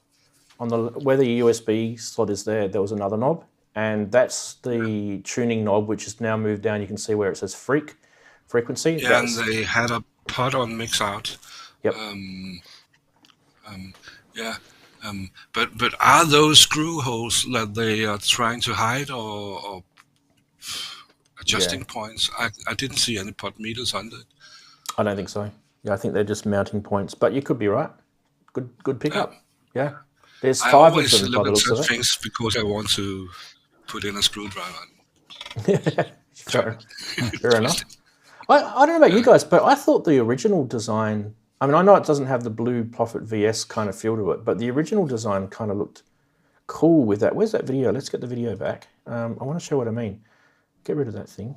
Yeah, the orangey look. The orangey... Yeah, but not. That's not what I meant. What I meant was the... Oh, but it had the other knobs on it, didn't it? Yeah, these. Look at these things. These kind of look really cool. They're little smaller knobs. They look pretty funky. Artist's impression. I want to see that. With a little sort of star pattern on it.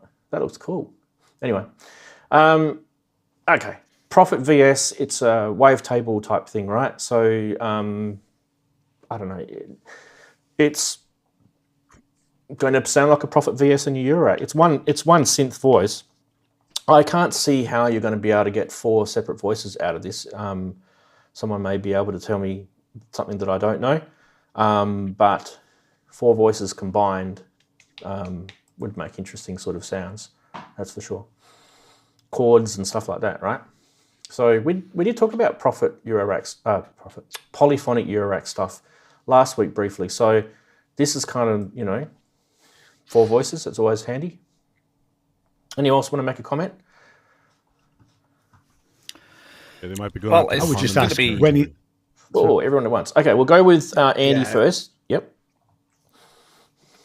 Oh, sorry. Yeah, they might be going after stuff like the Harmonix and the hell's that other one called? That's polycinematic. Polycinematic, yeah. Which is 8 voices. Where they, yeah. But that's So actually single MIDI voice controlled. is kind of a shame. Yeah, that's right. Sure, yeah. So a different kettle of fish. I wonder Andy, what do you think? Maybe that USB-C connection, maybe you can plug something in MIDI-wise to that. But I wouldn't think so. Well, I mean, did it say that you can load your own? It's to do with sample loading, I believe, from what I can understand. Yeah. And we'll go to Ian, because he had a comment to say as well. Hey, well, it wasn't a comment, it was a question, really. I'd like to know when it's going to be available, because, Behringer are notorious for launching things and then you never see them. Well, that's what happened with the Brains. I got given the Brains by them, and you still couldn't get it. So when they gave me the Brains to review and test, you still weren't able to buy it.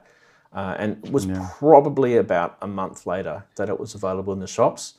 So that was kind of their plan, like get it to some influencers, show it, and then there's a few videos out, and then bang, it's in the stores. But when we got the first Brains, it had some really some errors in it, and they had to do a firmware update on it, and they fixed it. But the first one we had was had some harmonic issues, and you're getting noise through a couple of the different patches. The Super Saw was one. If you actually go back and check my video, you will see it. But they have fixed it. So, it's a chip shortage issue, isn't it, Ian? So, It is. You know, and I mean, I'm all for. I understand companies wanting to create some buzz around product, and you know, I've been critical of Korg doing this, you know, of late. You know, launching things when we won't see them for what seems to be at least 3 months. You know, I mean, I think what can sometimes happen is you launch a product, it's sort of, you know, people get excited about it, then they find out they can't get it, and then they forget about it. You know, so you get, you know, so they miss the opportunities to some extent. You know, yeah. So I mean, I don't know. Can you pre-order it at the moment? No, I've just had a look. I couldn't see anywhere to. No, to it's still. It looks like it's still in factory tooling mode, I would say. Yeah. I don't even think they're making it yet. I think they're still, you know, tooling it together. Yeah. That video, by the way, I thought it was like April this year or something. So the one that we showed before. Right. So maybe it is being sent out now. Yeah, someone might correct me. Have a look in the chatties. They might tell us. Someone will tell us in the chat anyway. Keep an eye on that for me. Okay, so the next thing is now we are first. Yeah.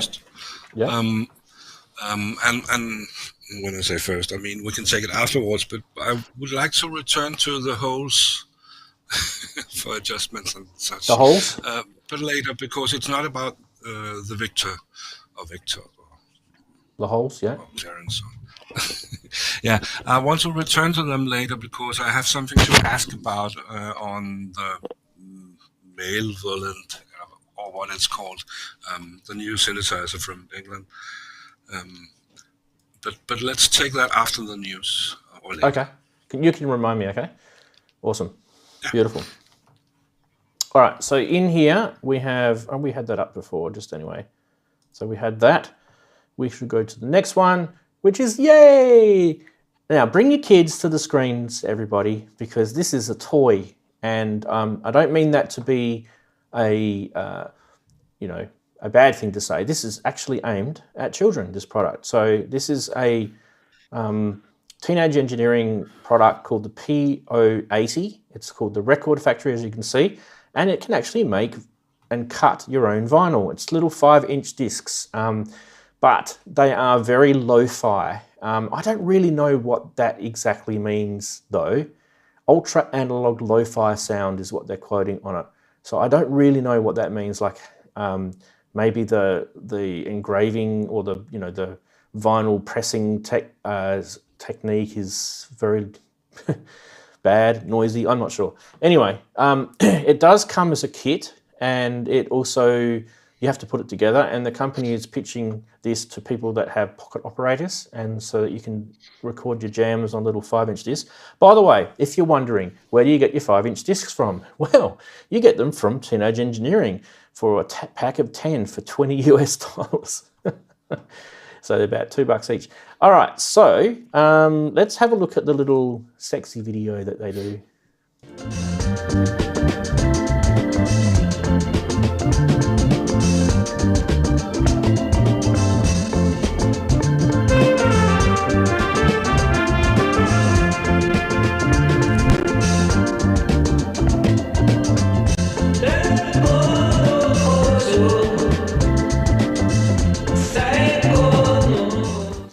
All right, so comments, thoughts, suggestions. Do we know? And this is a rebadge. Yeah, you can buy a thing called a Gakken toy record maker for 130 quid, 134.99, and it looks exactly the same apart from the colour. I wanted to know how much Teenage Engineering we're going to be charging this for, because I can almost guarantee 149. Oh, okay. Oh, all right, so slightly more expensive. I was going to say double, but that's Teenage Engineering for you. Yeah. I have seen. Yeah, I mean, these things have been around in Japan for years. Really, I remember seeing them years and years ago. So there's lo-fi, different sorts of variation. Yeah, and it is lo-fi. Yeah, exactly.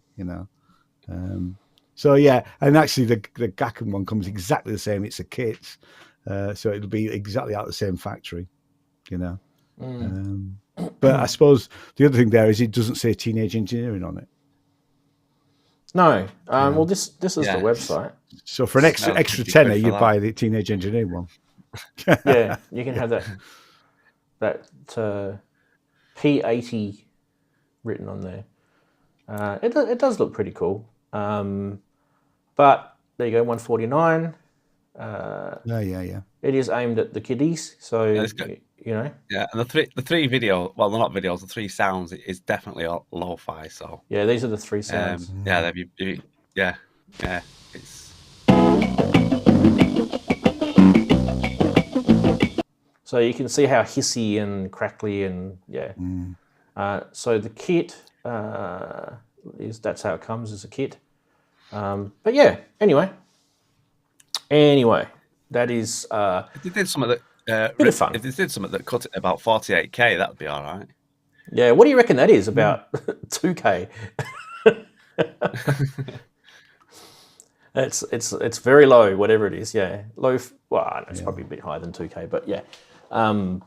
Made in China, by the way, if anyone's wondering. Yeah. One thing I would say from it, it's quite cute. I like the way that they're cutting it, and if it's for kids, that's great and get you into that sort of thing. But for teenage engineering, it's pretty cheap. It is one of the it's very cheap for them. Yeah. So, look, this might, like, audio people might like this. They might like, that they, like I said, they're pitching it to these people that own the pocket operators, right? So that might appeal to the non-child child say market. What speed it's done at as well, or do you have to have that little deck to play it anyway? It's a standard speed. It's 5-inch, so you have to work it out because there's actually a calculation that you can make based on the size of the vinyl, because it's a 5-inch, right? So someone will be able to work it out. And the number PO80. PO80 operator. Yep. 80 or something. I don't know the pocket operators besides seeing them on their side. But is there an pocket operator called 80 already? And my name is spelled wrong there. Oh, it is too. Sorry, I typed it really quickly. That's my fault. But the pocket operators, are one of them called 80?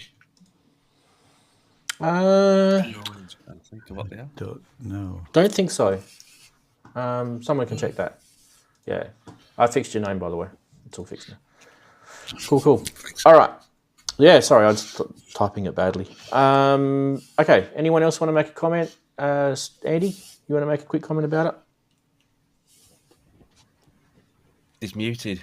He's muted. Andy, you're muted. Drink.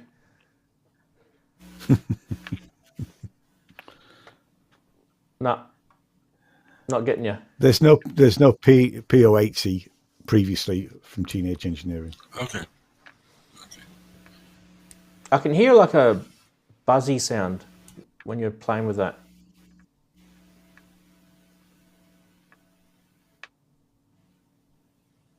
It's amazing, isn't it? We might come back to you, Andy. Vanish. Just see if you can get your mic to work and just sing out. You're more than welcome to sing into it until we tell you that it works. But we will keep going. And just make sure you remind me to let you know about that you want to talk about this thing. This is the one that really kind of pricked my ears during the week. I thought it would Ranzee. Yeah, I love things with like little experiments with delay. This is Darren. I also thought about you actually because you like mucking around with delays and stuff. This is really interesting. Yeah. Like when you think about it, I've always thought like can't we play in the in the tails of a delay, like in the sort of realms of once you're actually delaying something and it's already playing that sort of lo-fi. Yeah, like can't we do that? Let's see what these guys are up to. So basically what this is, so if you guys don't know about Qubit, they make fine eurorack module devices. And this, obviously the Nautilus, is a complex delay network, right? Which is inspired by sub-nautical communications. So they've kind of got this think of sonar and submarines, right? This is kind of the sort of the theory that they've got going with this. And you can see they've got that sort of seaweed growing on the bottom of the ocean sort of look to it. That's very instruo, isn't it? Yeah, very instruo. In a sense, it's a stereo delay consisting of 8 unique delay lines, which can be connected and synced in interesting ways. Each time the Nautilus pings its sonar system and generates a topography, reveals itself through the delay, all while staying in time with the internal or external clock. And you've got a complex feedback interactions which plunge the sounds into new depths. I like that. Nice marketing talk there. Whilst related to delay lines pull fragments of sounds into different directions, so granular sort of things there. Manipulating the delay lines even further by configuring in the stereo receptors, sonar frequencies, and aquatic materials that filter the space between the Nautilus and its surroundings. So this is actually pretty cool. Now, I do actually have a video. Now, this was actually quite hard for me to get to you guys, because for some stupid reason, some companies tend to just use things like Instagram to show their wares, and I've managed to hack Instagram and show you their video.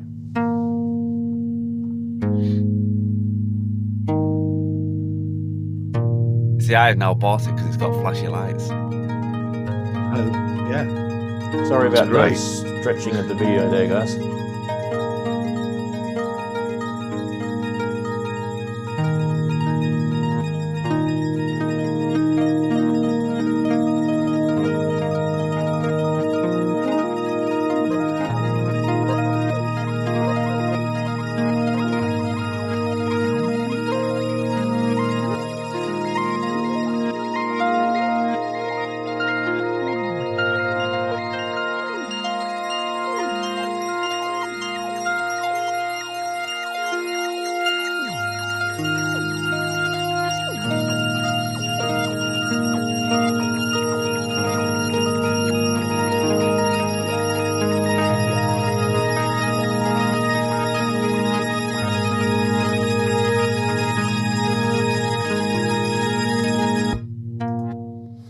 $399 US. They're taking pre-orders now. Yeah, I kind of felt like I don't know what you guys think, but it felt like a play on the ping pong delay. Does that make sense? Like you're picking up a ping or a pong, right? And you're taking that down into the depths of the ocean and pushing it through filters and granular stuff, and playing around with that sort of resonant-y sort of stuff.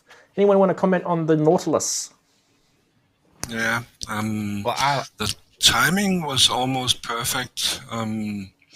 There's 2 channels, and immediately I think of 2 pipes. So it only needs a detonate function, because it is something about the depth, and that was a bad joke. I really like qubit stuff, so I would like to see more about it before I think of getting it. I'm not sure if I want to get it, but it's interesting. But they have a lot of interesting models, and it's a lot of money each time. So at the moment, I only have their data bender, and I love that. But I may get the Aura, or what it's called, and then this one maybe. So nice. That's what I think about. Now, just so you know, Henrik, the Nautilus is they've got other videos on the on the Qubit Instagram channel. So if you go to that, you can check out some other. And that one was kind of mellow, but they've got some kind of more gritty sort of stuff, so you can hear different sort of ways that they've used it. I should mention too that there is actually, before you go to the next people comment, there is actually a little USB that you would have seen on the module too. USB on that. So you can use that. I couldn't actually work out what you could use it for, but there is, I don't know, some sort of updating thing there. I'm not sure. I need to, someone may actually know. I couldn't actually work it out. It doesn't actually say anything here. There is a quick start guide. Maybe what I might do is I might... USB stick there? Yeah, that's what I'm saying. That goes in this hole here, right? That USB goes into this. So I don't really know. I think it's for updates and patches. You patch data? You store patch data? Maybe. Let's download the quick start guide anyway, and you guys can... Who else wanted to make a comment about the Nautilus? I would like to say one more thing. The Aura, I can't pronounce it. There are the module. The USB stick is for patches and updates. So I think it's the same. No, someone else. Yeah, they're doing the updating stuff. Yeah. No, I'll pretty much say the same as Henrik, really. Plus, it's got flashy lights and colours. I like them. So, I've got the Qubit Pulsar, which is an old module now. So, but yeah, Qubit stuff's really nice. But like you say, it does tend to be getting more expensive. It's sort of like drifting to that Insturo type price range, where it's the top end of modules for each of the modules. So if you start getting quite a few of the modules together, you're getting a serious cost going on. So it's something I do like, and the Aurora, I think it is the Aurora, that looks good as well. But like I say, you buy those two modules, you're good synth there. So it's one that I have to save up for, but it would be on my list of things in the future to get. So yeah, and I do like the look of it. It's one of those sort of pricey ones. Now, Darren, while I've got you, yeah, you're spot on. It is the USB drive, and it's used for firmware updates. But also, there's a configuration thing that they're talking about, and obviously, there's an app, and you scan this QR code, and you grab the app. So, good pickup. Beautiful. Anyone else want to comment on on that? How are you going with your sound, Andy? It's fine. Can you hear me okay? Yeah. So let's go to you, Andy. Did you wanted to make a quick comment about the teenage engineering? Oh, I just said that I had one of those Gakken record things on my eBay list for like a couple of years. I was almost going to pull the trigger at some point. It's funny that they grabbed onto that. Gakken also makes those little stylophone kind of copies. Yeah. With more controls as a proper synth with lots of knobs. Yep. So they make a few different products that are kind of interesting. But the record thing has always kind of intrigued me, just because you could grunge up your stuff pretty easily with a little crappy record recording and then resample it. So. Yeah. And did you have a comment about the Nautilus? I was fiddling too much, so I missed some of that. But I will definitely go back and check on it. I like their stuff. I don't own their modules yet, but I do like a lot of their stuff in general. So looks pretty cool. And by the way, I hooked up the ROAT. If you want to check it before the end of the show, I can do a quick demo. Yeah, we'll definitely check that. Absolutely. Yeah. All right, cool. Right, Ian, I know you're not into Eurorack, so but you may be into this next segment, which is next segment of news, which is the update for Cobalt8. Now, this is a great little VA synth. A very good price. The desktop module is actually super cheap.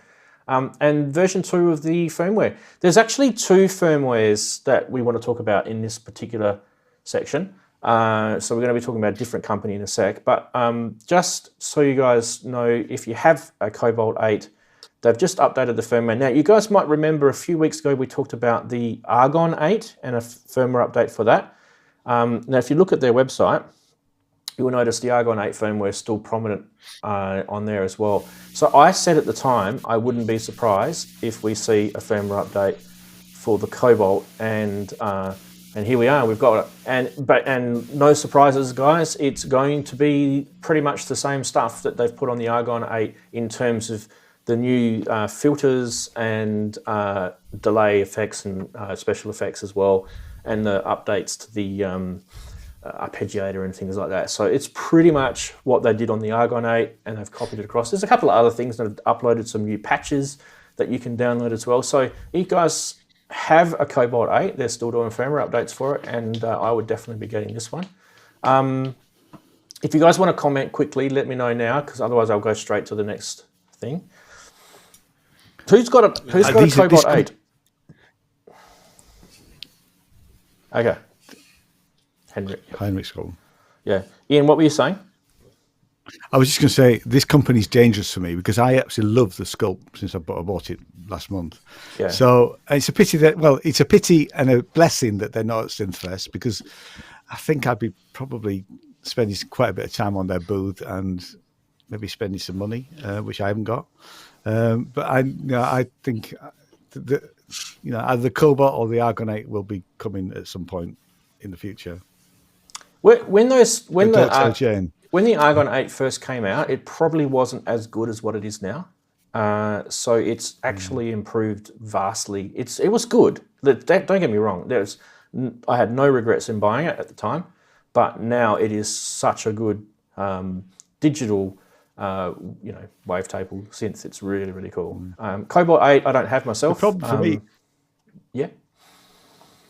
the problem for me is that I've sort of set this rule that one in, one out, really. So I'd have to sell something, and there's nothing I want to get rid of at the moment. So yeah, you'd have to be after a VA, for whatever reason. You'd have to be after one.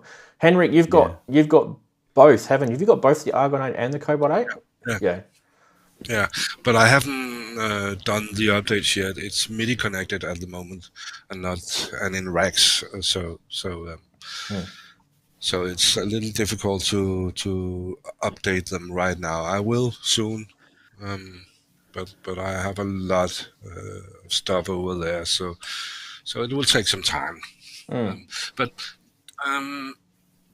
the last year or two, I've been a little upset about how they make their demo videos, and I have complained to them, to Modal Electronics, but I haven't heard anything back.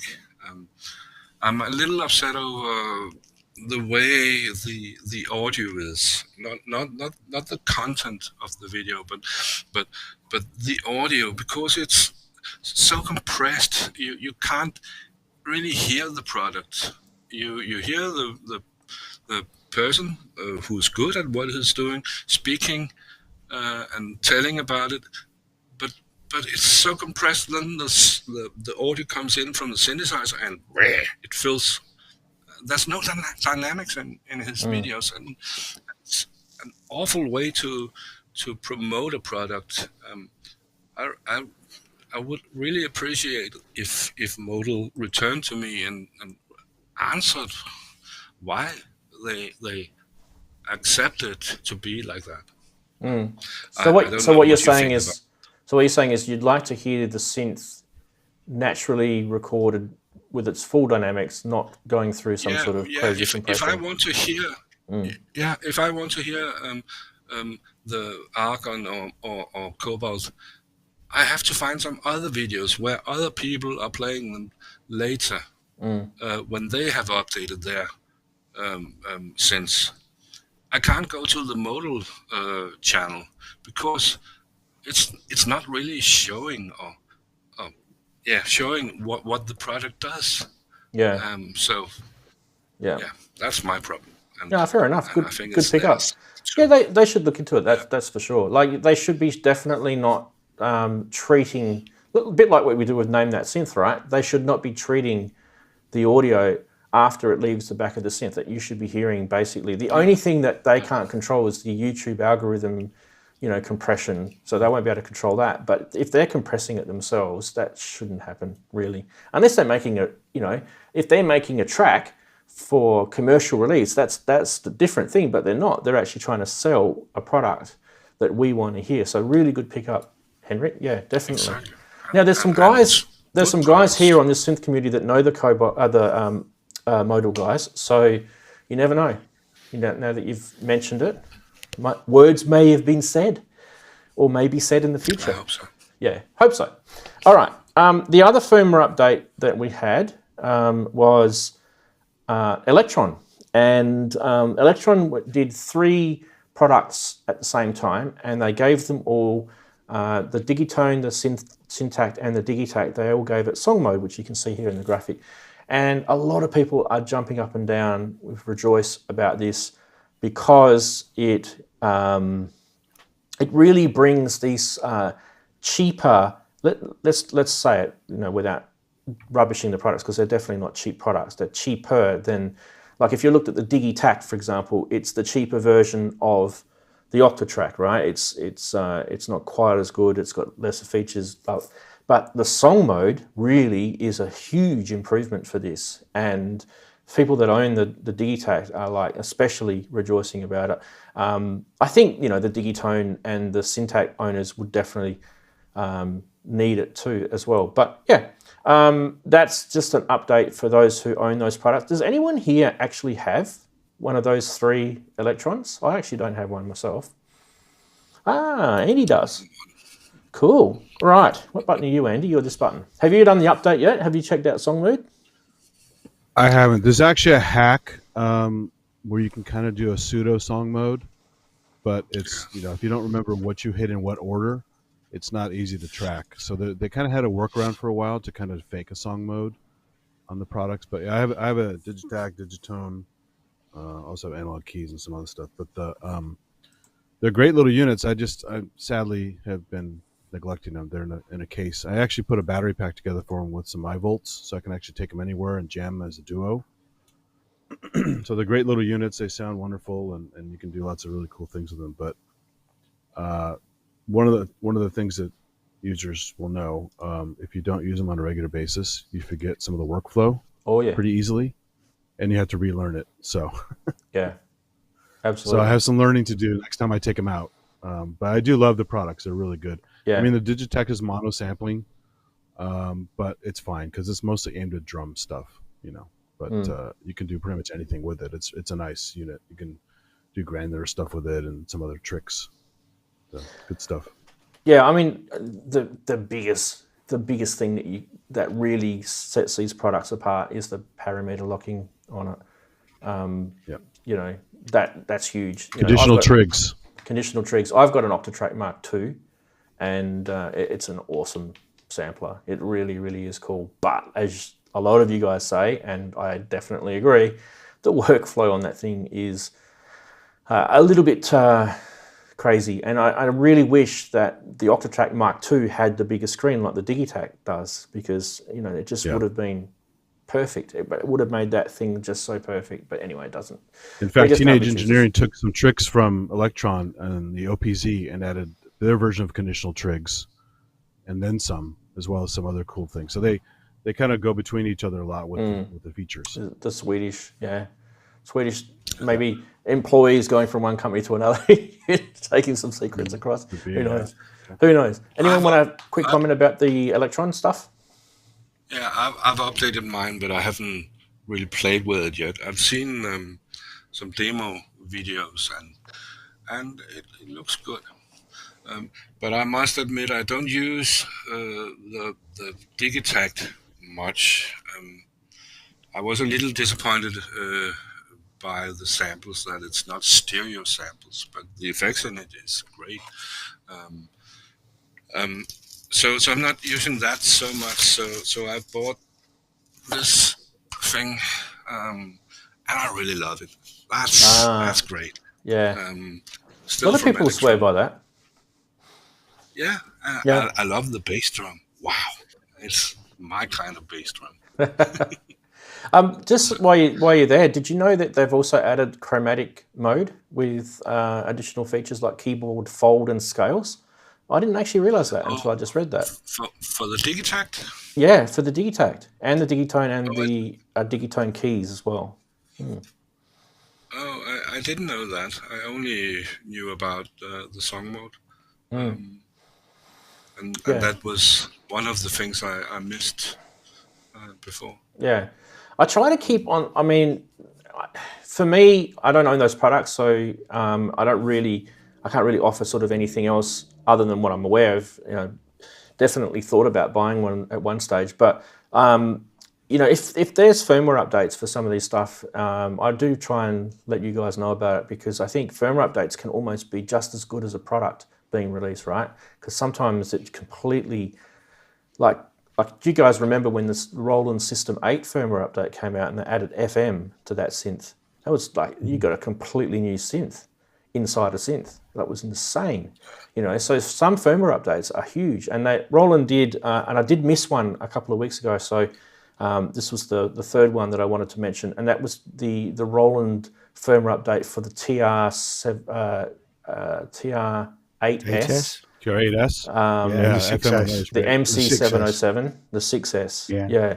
And that was a huge firmware update. So it was a miss of me to not mention that to you guys. And I'm sure there's a lot of people here that have already done that, and they're probably singing its praises. I've heard a lot of good things about it. So if you have one of those and you haven't done a firmware update in the last couple of years, definitely go update your Roland gear too, because you'll definitely want to. I mean, I've done the update, but I haven't touched it. I haven't played with it since the update. Right. I need to just find some time to play with it. Yeah. But no, you definitely. I'm a massive fan of the TRS-8. Yeah. Yeah. Yeah. I don't know. Like, I was so close to getting an MC707. I was so close to getting one. But I just kind of, I don't know, I just thought I've got everything I need with everything else, like in some convoluted way, like MPCs and things like that. I just didn't really need it. And in a way, I'm kind of glad I didn't, because I kind of I feel that it would probably just sit here and be dusty. It probably wouldn't get as much love. If I had less gear, it probably would, right? So, well, two problems with that one: tiny screen and short sample length. Yeah. Why do they do that? The Korg do that as well, like the 32 sample. Why do they do that? It's, just be a little bit more, less scroogey with some of the memories. I mean, you can understand it going back a while.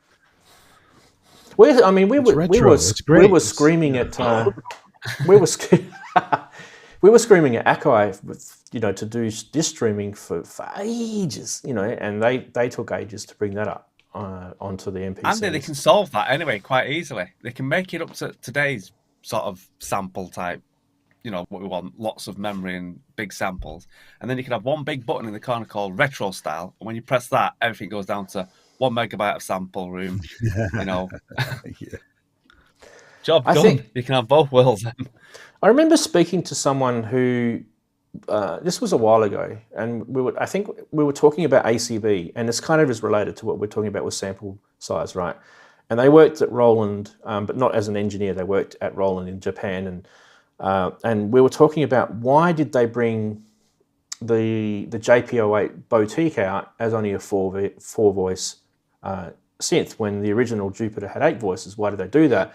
And what they said to me was it was actually probably capable of being an 8 voice synth with all the the CPU and everything that it had, but they wanted it to have all the other features like the effects and everything else. They didn't want the CPU to, voice steal or run out of memory or crash and things like that. And so in the factory when they were developing it, they had sort of like a bigger headroom, so that because all this code technology can stack on top of each other, and you need a lot of computational headroom in these things because it's all digital, right? To be able to handle it. So that may be one of the reasons why their samplers, like the MC707, has a small sample size, because it does so much other stuff in that box. Like it does the supernatural Zen core, all that sort of stuff in there, the effects, the tracks. So it could be to do with that. But yeah, someone in the chat might offer a different opinion. We all could just think, Ranzee, if you're on the fence about the 707 kind of still, I eventually got the 101 because I wanted a portable Zen core device, and the 101 is actually incredibly powerful and fun to twiddle on, and does quite a bit on its own. It's again a small screen. It's just the 2-row screen on it, classic Roland kind of screen. But the feature set on it, the effects, 4 tracks, full sequencer on it and stuff. It's actually very capable. Some people are doing entire hardware jams on just the 101. Yeah, but if you look at Stephen in the chat there, he said he's glad he kept the MC101 and the TR6S. He had a 707 and a TR8S. So yeah, they're smaller. Are they completely battery powered and portable, or not? I can't remember. 101 is, yes. The 101 is? Yeah, okay, yeah. Cool. Yeah, lots of people are talking about like how small the firmware update files are, and that's just code. That doesn't mean anything. That's just code. You know, you can have a whole bunch of code, and it might be tiny in terms of the whole scheme of things, but it's, you know, if you go watch people like make MPCs crash and MC707s crash, because they just, like, they're not even really truly using it properly. They're just trying to see, you know, if they can push this product to its limit. Like the Electrobes, when they first came, the new Electrobe 2s, there were so many videos of them making them voice steal and crash and, you know, things like that. And for my mind, that's kind of, I just kind of don't get why people do that. Like, you're not really using it the way it should be anyway to do that, a lot of situations. And when they do proper beta testing, a lot of people would probably not even go those places anyway. So if you talk to an engineer, they'd say, well, yeah, okay, you got it to crash, but really, would anyone be doing what you did? No. So we're happy, you know. Manufacturers would say that.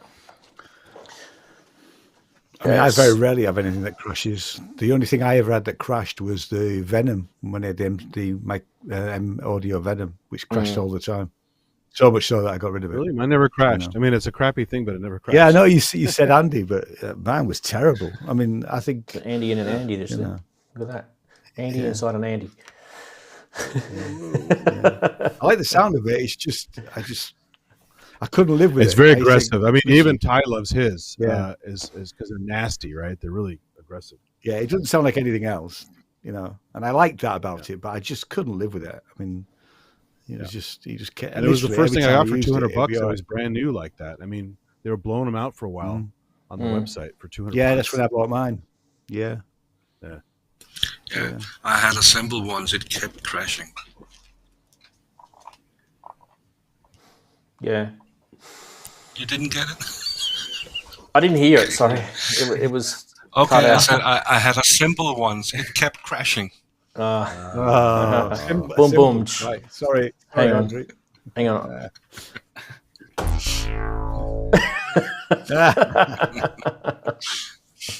Bad joke.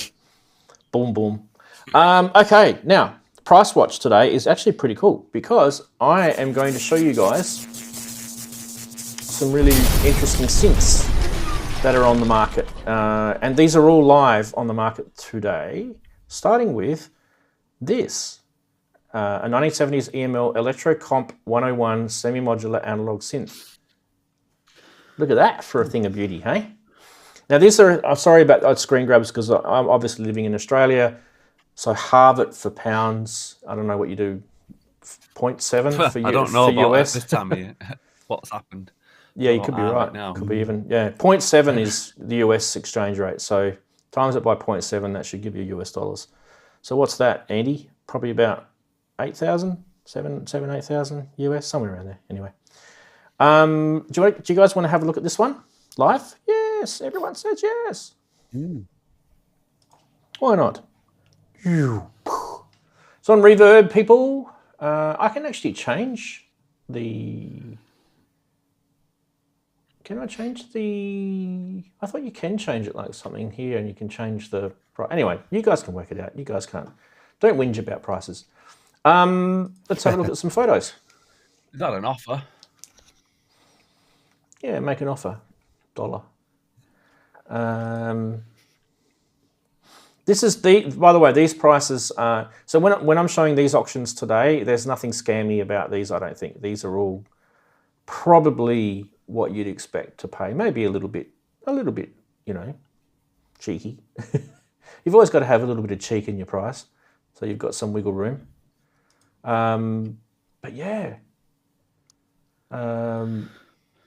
Connecticut, hey, Andy. Is that where Vernon is? I almost got to play one of these once. A guy I worked with at Apple. I was down the hall from the Logic guys. And Logic guys got to keep weird synths in their office and play with stuff all day, even when they're supposed to work on Logic. And I was going to go, he's going to show me his he had at home. He had actually a 101 at home. And then a couple weeks later, he quit. So I never got a chance to try it. Oh, the wood's looking a bit dodgy. Yeah. The veneer. I heard good things about these.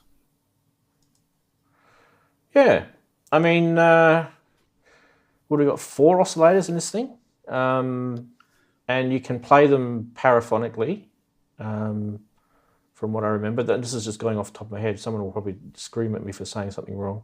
They'll scream and they will do this. They'll be throwing their synth at the screen. They'll be going. Yeah. Yep, that's what they'll be doing.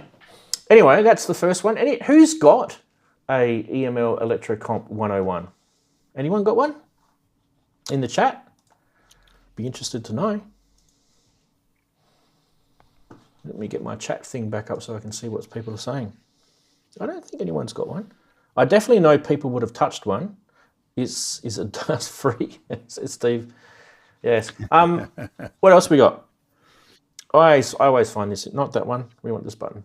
What happened to me? Thing? There we go. No, back one. No, it is right. Elka Synthex, one of my favourite synths. And I always talk about the synth. $30,000 now. I could have bought one of these a couple of years ago for about 6,000 Australian, and I thought that was expensive at the time. And now this guy's selling his for 30,000. Yeah, Pennsylvania got one for cheaper. Yeah, this one is in Italy. Wow, Italy. So this could possibly be, Mario's. Ken says, "Are you kidding?" It's getting a bit nasty, isn't it? Those prices. That might, maybe that might be this. Telling me, Raymond. As Ken would say, it's also keeping these things going. Probably, yeah. I mean, the chips would be, the parts that everything that would be a nightmare with some of these, right? Because some of the resistors and capacitors aren't even made anymore. You'd have to find someone who's salvaged them, salvage places. Kent will tell you about all that sort of stuff. So what else we got? We've also got, these are all live. Oh, we got an eBay one now. Yay. Let's go to the eBay one. So this is an Ensoniq EMU Halo 64 voice programmable synthesizer. Do you guys remember these? The Halo. I don't. Look at that one has some Fismo transwaves on it. Wow, that looks like something out of the 60s. But it was made in the very late 80s, I reckon, if I were to guess. Someone will be able to tell me when they made the Halo. Same as the ZR ROM you can get for EMU products, the Proteus ROM. Well, the guy's got an Audi in the driveway, so he can't be doing too bad. It's probably a Q7 in the driveway there. It's probably not doing too bad. So we could probably haggle a little on price. What do you reckon, guys? Hey? It's in really nice condition. It looks okay. Yeah. It doesn't look like it's been gigged. Looks like a studio, doesn't it? Jeez, that logo is horrible, though. Yeah, it's quite a big piece. Jeez, that's a horrible logo. Well, it's a product of the time, right? So. Okay, so look at that price. That is not too shabby at all. $475. I reckon that's probably a pretty decent purchase there. Whereabouts are we? We are. I can't see where it is. Anyone see where it is? Why doesn't it say where it is? Delivery varies. Oh, I forgot. Does eBay not tell you where these... Well, that's me. Is it Illinois? Oh, here we go. It's in Illinois, yeah. Palestine in Illinois. Yeah. There you go. So up the northern if you parts. want some Fismo transwaves, you don't want to spend $2,500 on a Fismo, you can get this and get some of the sounds. Yeah. That's probably not too bad a price. What do you guys think? So that's on eBay. In the realms of, yeah. All of these auctions, by the way, I'll be linking them into the blog article that gets published tomorrow, your evening, probably. So you can go check them out yourselves. What about this one? A Tysco 100F. Hey? Didn't we talk about this the other day? I thought we talked about the Tysco the other day. Someone was talking about the Tysco. Guys, you guys remember much about these things? They are... I think Mark Doty has a video on it. Single oscillator from memory, right? Do they have a sub-oscillator in it? Don't think so. So single oscillator, single envelope generator, single LFO. Oh no, there's 2 envelopes. Single LFO. Look at the interesting way that they've got the. I'll just use the mouse here so you can see it. See the little arrows? So it's basically saying this goes to this or this, and that can then go to this. So I actually think that's pretty cool how they've done that. So you can follow the signal paths of things. I like that. That's actually really cool. Yeah. So if you were using that synth, you could go, you could go, I know how to use this. It's got a high pass filter on it as well too.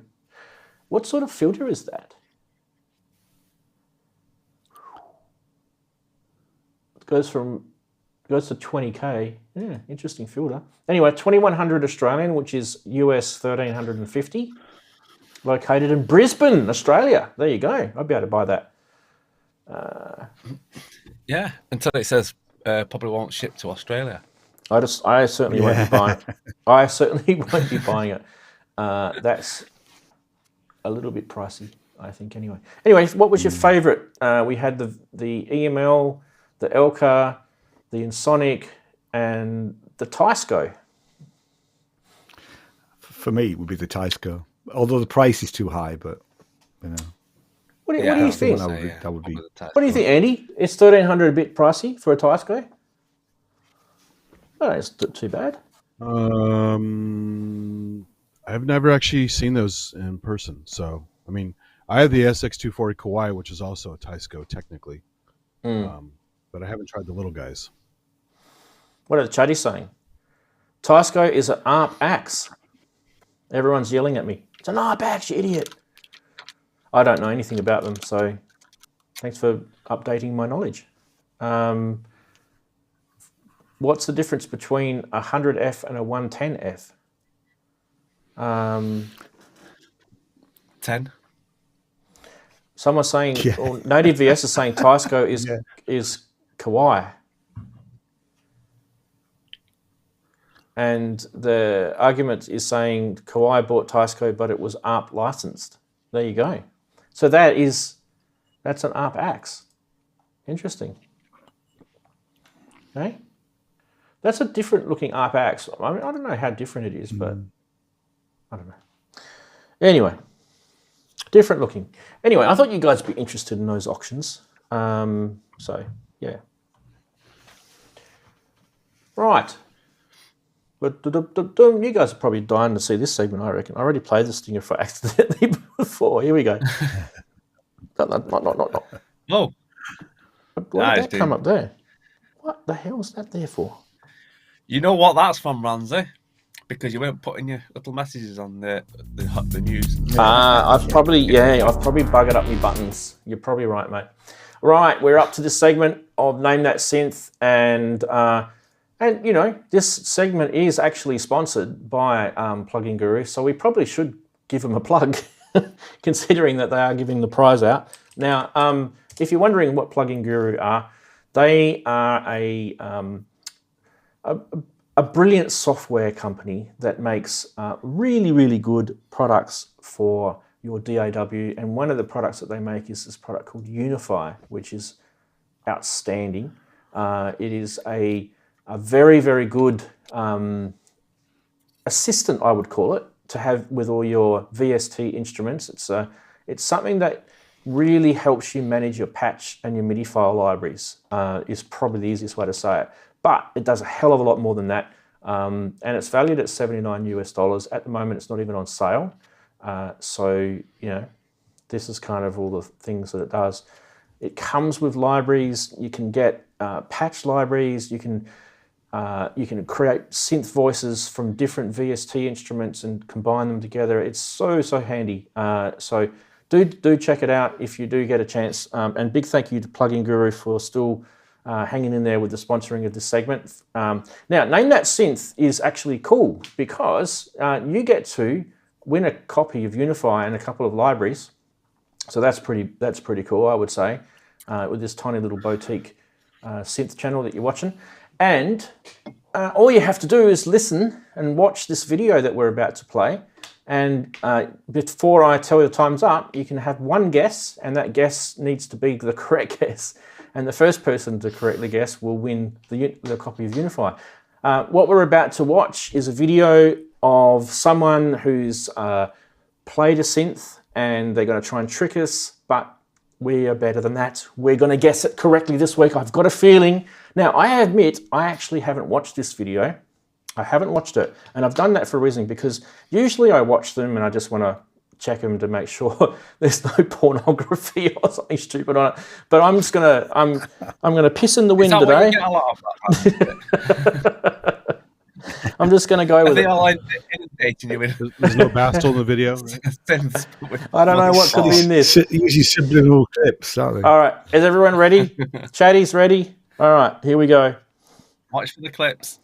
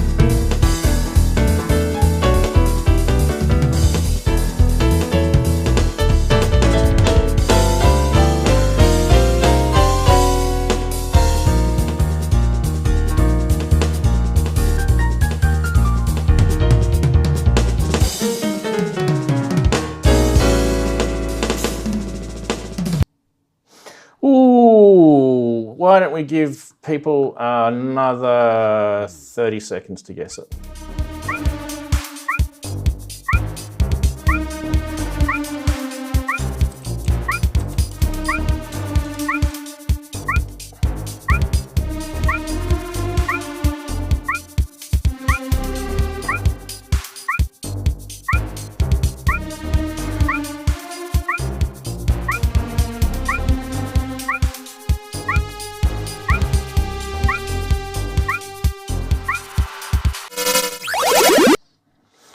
Time's up. Time is up. Shall we go and reveal what it is? I think so, because anyone who puts anything in after my entry anyway is going to miss out. So bad luck to them. Here we go.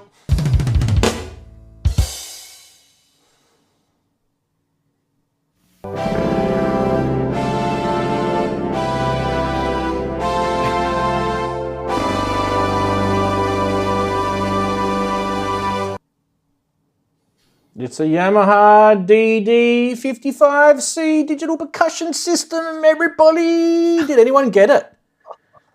I don't think anyone got it. Wow. Now, no, I don't. Huge thank you to Eddie, who's F Rose or Froze in the chat. Eddie's the one that's done this one this week. Excellent effort in there. Did anyone get Yamaha? Oh, hang on. Addo Z got DD55. Yeah, I reckon we should give it to Addo Z. Yeah, he got Yamaha DD55. That was pretty early in too. He was, geez, he would have been like fourth or sixth guess into it. So yeah, I reckon. What do you reckon? I mean, what's the difference between a DD55 and a DD55C? I mean, are we splitting hairs here, people? This is Name the Rompler, yeah. Yeah, I think it's pretty. I think we'll give it to him. What do you guys think? Yeah? Yeah, no. Addo Z? Yeah. You got yourself your winner chicken dinner for you, matey. We should do this.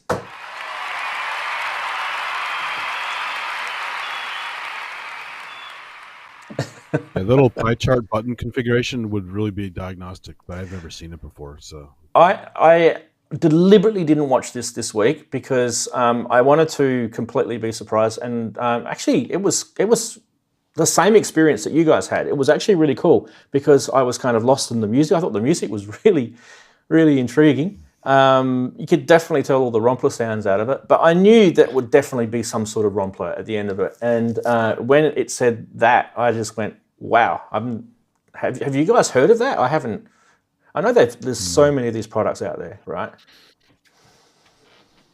So at OZ, all you have to do is send me your actual contact information. When I ask you for contact information, it's actually your real name, and don't tell us in the chat. Send it to me via email. My contact email address is on the About page of my YouTube channel. You can find that and send it through, and I'll forward that on to Plugin Guru. Robbie, you should probably email them. I've already emailed them. So just chase them up. Robbie Puricelli, that is, Failed Muso. Because last week's winner has already got his. So it may be, Skippy may have just skipped it. Skippy may have done some skipping. he handballs it, I'm sure, to someone else. I'm sure of it. But yeah, just flick him an email. Tell him that Rand sent you. I've definitely emailed him, so yeah. So I gave... QRDNK was the winner last week, so he gave me all of his contact information, and I just forwarded that straight through, and he's already got his. So they are onto it. So there you go. Well done, ATOZ. Brilliant effort. Brilliant effort. Don't throw your synth at the screen because don't throw your DD55C digital percussion system at the screen. Where's Eddie? Eddie, that was awesome, mate. That was awesome. Thank you very much. Don't you reckon? People that send these videos in are doing an amazing job of them. I mean, Eddie and Chris Makeshifter, they're leading the charge at the moment, don't you think, guys? Some of their videos have been incredible. Someone needs to do a Timberwolf. That won't be me. That will not be me, because if I do a Timberwolf, everyone will think it's me. Come on, Kent. Step forward. Kent would probably confuse it. He would find something weird that he's got somewhere in the cupboard or something that people have forgotten about. He did say he'd either find something that no one would ever know a clue of, or everyone would know what it is. I reckon go with something that everyone know what it is, and then try and confuse the pants out of us. That's what I was saying. But yeah, these, just so you know, these videos, they only go for about a minute, and then you can put your review after that. So you don't have to go into something humongously, massively musical if you don't want to. I mean, it's up to you. You can if you want. It's good fun. Like I say, it's when you make these videos, it's a way for you to actually get closer to that product, and you are restricted to only use that product. So you kind of, it's a good way. I don't know, say this, go through your studio and find something and go, hang on, I haven't touched this for a while. Maybe I'll make a Name That Synth episode on it, and then you'll know exactly. And then realise why you haven't touched it for a while. Yeah, like when I did the VP 03, hey, Andy. That was a shocker, that one. I know exactly why I haven't used that thing for ages. I don't know why I haven't put that thing on eBay either. Yeah, anyway. So sentimental reasons. It's definitely not sentimental. Maybe that may be the first candidate that actually I'll use to video a synth being thrown at the screen. I don't know. Maybe that might be the one. Or you have a sledgehammer, you can do a quick demo. Yeah. Yeah. I used to do back in the days when I was doing IT support, we used to do these like sort of business meetings. So we used to travel around and do these business meetings, and we used to do presentations, and I had this massive sledgehammer, right? And written down the handle was the word therapy. And so we used to get an old PC, like an old IBM or a Mac or something like that, just a really like broken one. There's no way that you'd ever be able to rescue this thing. And we used to get people to come up to the front and grab therapy, that sledgehammer, and to smash it. And it was a massive crowd pleaser. Everyone loved doing that. Oh, yeah. So I used to take stuff out back with a sledge from the shipping area and do the Office Space, thing where you smash it up and try to look cool with it. Yeah, it's good fun. It really does work. Yeah. But some people used to say to me that was the best thing that ever happened. Like people would say so many things bad about IT. I can never print. I can never send an email. I can never do this. My computer never boots up properly. And they'd go out with the sledgehammer, and it would just be such a good release for them.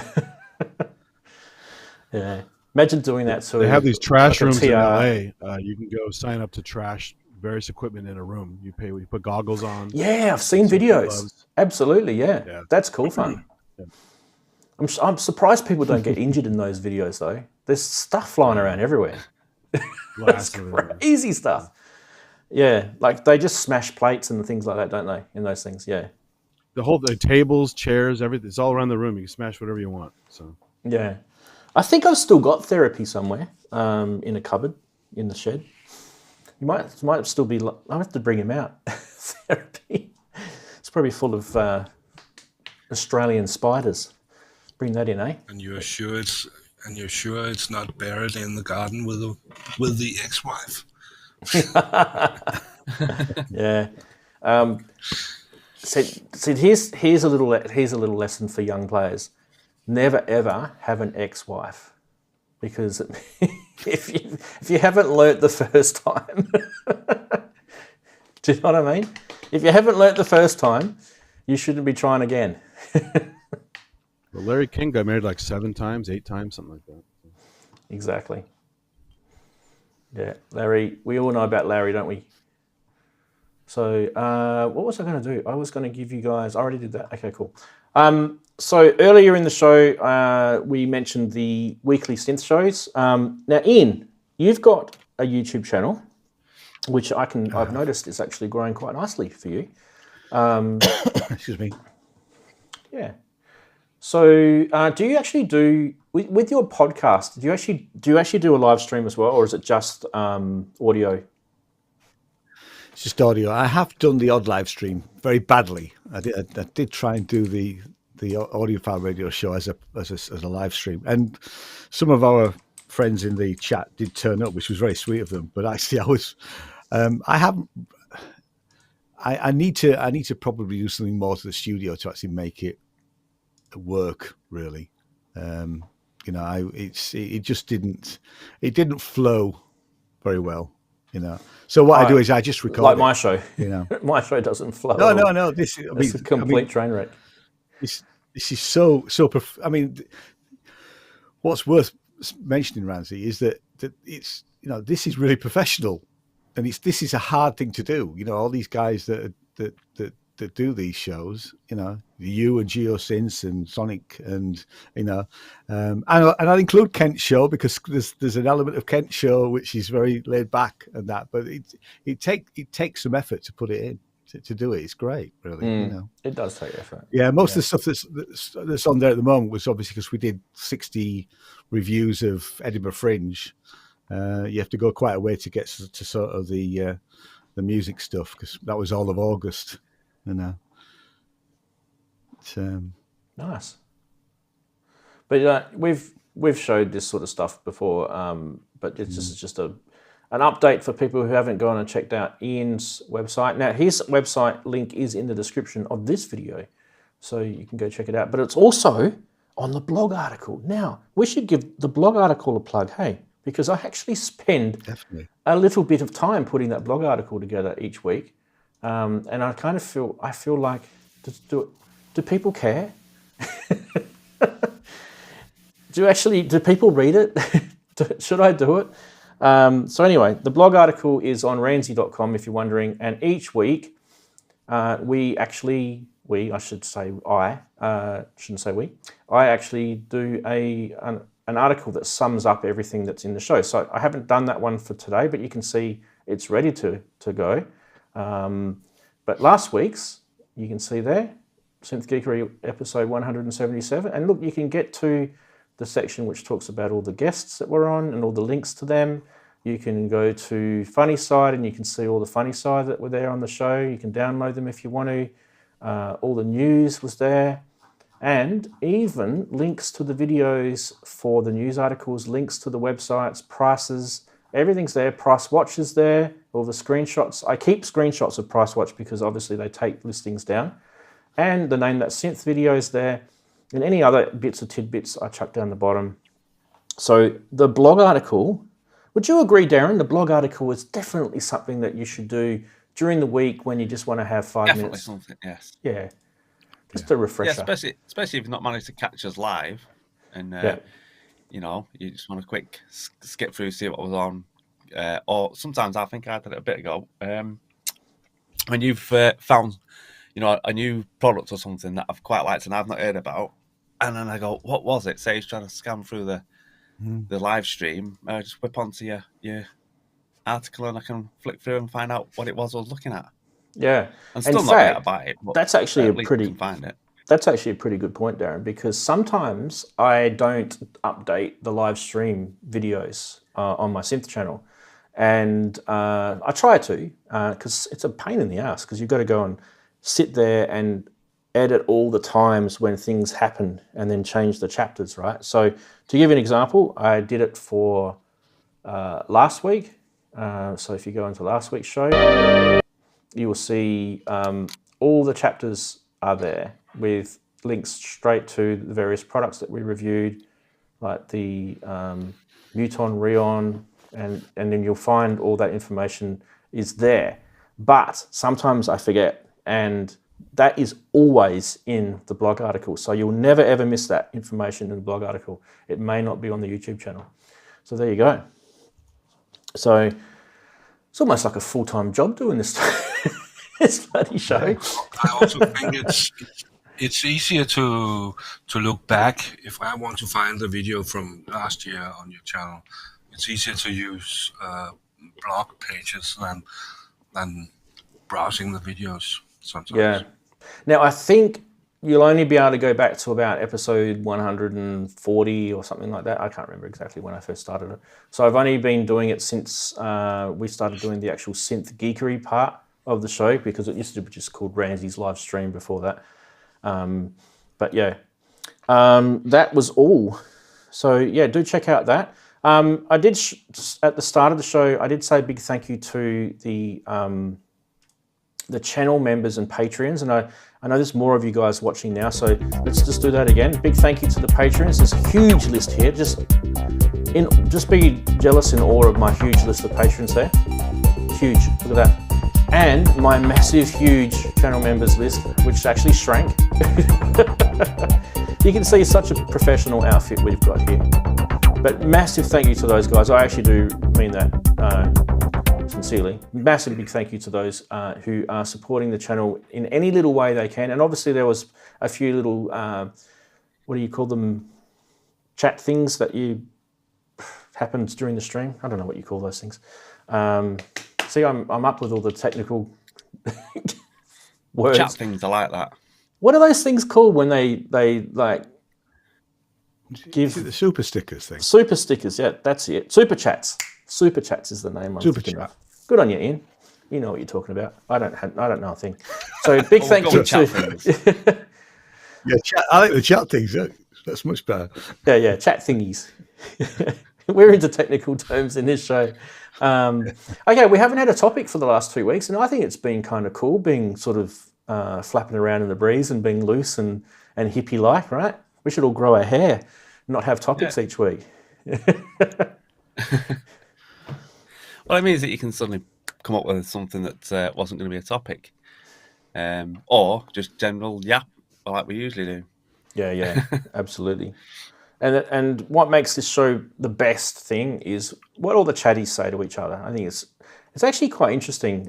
Sometimes I do get a chance to go back and read the chat log, and you guys are really cool, actually. You guys all say hi to each other and catch up on things. Sometimes these shows can be a way that you've caught up with people, which is I think that's kind of cool.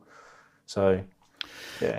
It's actually really good to be able to go back and see the chat as well, because not all the shows do that. I know that Sonic don't do that. And it would be really good if all shows did that, because so Ranzee, that's really, really useful, you know, that you can go back and see what people were saying. Yeah, haven't we, Darren? We've tried a few different ways of doing this over the years, and I've just gone back to, I just stream now. There's no monetization on the stream. That's why I don't earn any. But after about a day or so, I will monetize the stream, but it's a watch back. So for those who don't get to watch it live, and the reason why I don't monetize it for about a day is because there's quite a lot of people that live in the US, like poor Andy over there, right? Look at him. Looks like he's fallen asleep, the poor fella. He's had a busy week. But like, think about all those guys. It's like 5 or 6 in the morning over there. They don't get up that early. A lot of these musos that live over there. So I give them a chance to watch it without having to pay monetization, which it's annoying. You're just going to get people offside with those stupid YouTube ads. So I will put it on, like I said, after about a day or so, because after that, who cares? The show's over. So, but yeah, we tried splitting up. That's why you guys have probably noticed that we've always had this main show and early show and all that sort of stuff. We originally were actually splitting the show up and just uploading the main show to YouTube and showing that. And then we had a separate copy going to Patreon, and it was just so much work. It was just, no one really gave a shit. So I just stopped doing it. And all I do is I just leave the stream up now. So yeah, easy. Most people have browsers that have ad blockers in them anyway. So, most of those YouTube ads, no one even sees them anyway, right? I don't know if they work. Do they still work, the ad blockers? Yeah. I don't use an ad blocker, so I usually just go through it, really. I mean, if I'm watching somebody stream and they're getting go through it. Yeah. Well, I mean, I don't know if I don't know if the ad blocker stops you earning some revenue, but if I watch a synth show, I don't mind having the ads and you getting some revenue from it. That's the way I tend to approach it. So I just, it is getting slightly annoying when you've got sort of, adverts are up to a minute now where you can't skip through them. The ads are the things that annoy me.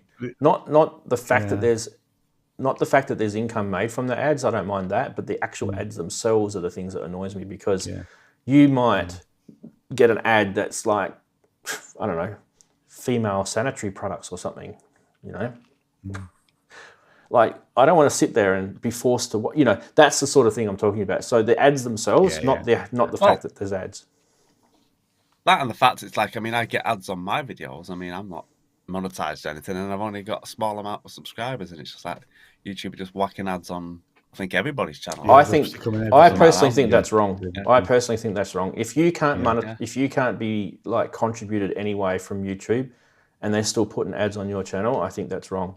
Because I know that they've got that subscribers when I get ads on my stuff. So yeah, I don't know. I mean,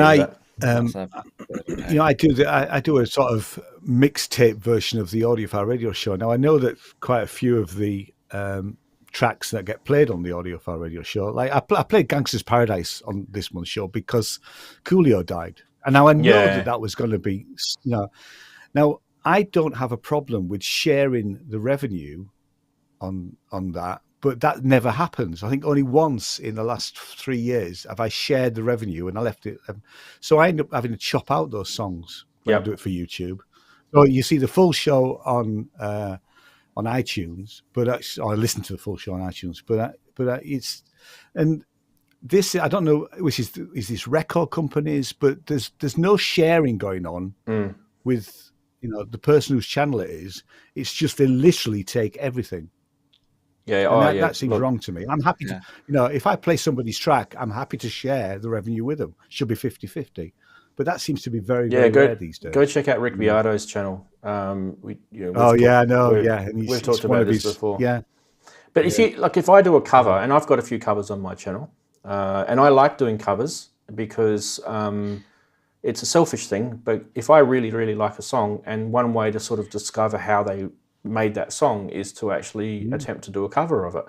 And, some of the covers I've done, like I'll name who's let me share it. New Order have let me shared a cover that I've done of one of their songs, which I thought was awesome. And Kraftwerk have let me share a cover of one of their songs as well. But I won't name the ones, I won't because that's being negative, but others that I've done covers of have not let me share it, and I've had to take them down, which is unfortunate because the actual cover I thought was pretty good. So so now they just sit up on SoundCloud or something. Actually, if you don't change the song too much, then you are allowed to make a cover and release it. But it's still the original artist who owns it. Yeah. So when you register it, you have to register it right with the right authors. But you don't have to ask for permission. Yeah. No, you don't have to ask for permission. I mean, it's interesting that, I mean, I did a review probably it's pre-pandemic. We reviewed a show at Edinburgh one year, and it was this guy he was a drummer, and his show was about about Ringo and his little promo, which we asked him if we could use it, and he said yes. But what I hadn't realised, he'd used, he'd done such a close copy to the original Beatles recording, playing the drums, that literally we put the video up and they blocked it. So that's EMI, whoever owns EMI now, the record label. Yeah, the blocking's Beatles nasty stuff. I mean, they just blocked it. So I said, I'm sorry, I'm going to have to take your promo out. And I had to re-edit the video. Yeah. And, you know. So there are some of these big artists. Isn't that because of the YouTube algorithms? Yeah. Instead of the companies? Yeah, it is. Yeah. No. It is the companies because the companies, you know, because all of my stuff that I put out, all of my music content, anybody can share and put it onto anywhere on YouTube. Now, I made that's a definite choice by me as an artist that I made, and I told YouTube that. So you'll never get me taking revenue if you play if you played a track of mine now, Ranzee, you wouldn't get, and you were monetized, you wouldn't get, you'd keep the money. And now that, for me, that works fine as a small artist. So it's a choice that these larger record companies are making. Probably not the artists to some extent, because half the time I had a conversation with an artist out of Leeds who I'd played, and she didn't know that her record label were actually taking the money because she wasn't getting the money. So they were taking the revenue. So there's all of these sort of things going on, really. I don't do enough content on YouTube to make any money really out of YouTube. I mean, I'll probably, because they pay you once you make $100 US, right? And then they send you some money. 2,000 subscribers, and then so many watch hours. Yeah. Yeah. So once I do make $100 US, then they send me a little payment through, and that could be every 3-4 months. You know, I might not get anything for 3 or 4 months. It's very, very. It's every small 2 or 3 months for me. Yeah, it's not. It's nothing. It's not worth. Can't live on it. No. It doesn't even can't even come close to repaying. You know, the technical gear that I've got here or anything like that. Unless you're completely fully into this, and you know, like guys like Bo Beats and Sonic and that they have to, because they need the following to and Loop Hop, those sort of guys, they need the following because they want to actually make money from it, so they will put the effort in. And I'm not into that sort of thing though. For me, it's not up my alley. But that's I know a lot of people have subscribers. YouTube They only get $600 a year. So say again, Andy. But that we'll do Andy first, and then we'll do you, Henrik. Sorry. The guys who have tons of subscribers in the thousands and thousands and even higher sometimes only get maybe $600 a year. It's really hard to make money on YouTube unless you're like a megastar. Yeah. I mean, viral. Sorry, Andrew. I know you're going to say it. I was just going to say about the viral video thing, because you can. I've had 3 viral videos. One of them made 250,000 views in an hour, which was bonkers. And that earned, and it died just as quickly. It was just one of those it wasn't intentional. It just happened. It was while lockdown was going on. It was about a theatre show, and I mean, it was amazing to sit and watch all these people. People were sending me messages on Facebook saying, "I've just logged on to look at this, and your videos come on the telly," and stuff like that. So it's quite cool for 24 hours, and that made about 600 quid. Wow. So that was for 250,000 views. So you can make money, but I mean, and there's all these videos out there how to have viral videos. I think it's luck, pure luck. So when it's happened to me, it's been pure luck. Sorry, Henrik, you can go on. Yeah, Henrik, you go. Yeah. But what you're talking about is video artists, not music, not artists. Artists who register their music will get some income from YouTube and Spotify, etc. For example, I do. If I played or someone played my song 100 times on YouTube, I might get $1 or $2. Less, maybe less. A month later or two. Yeah. But I do have income on the streaming of my music, and it's not bad. YouTube is not one of the best. I would say Spotify is even better than YouTube.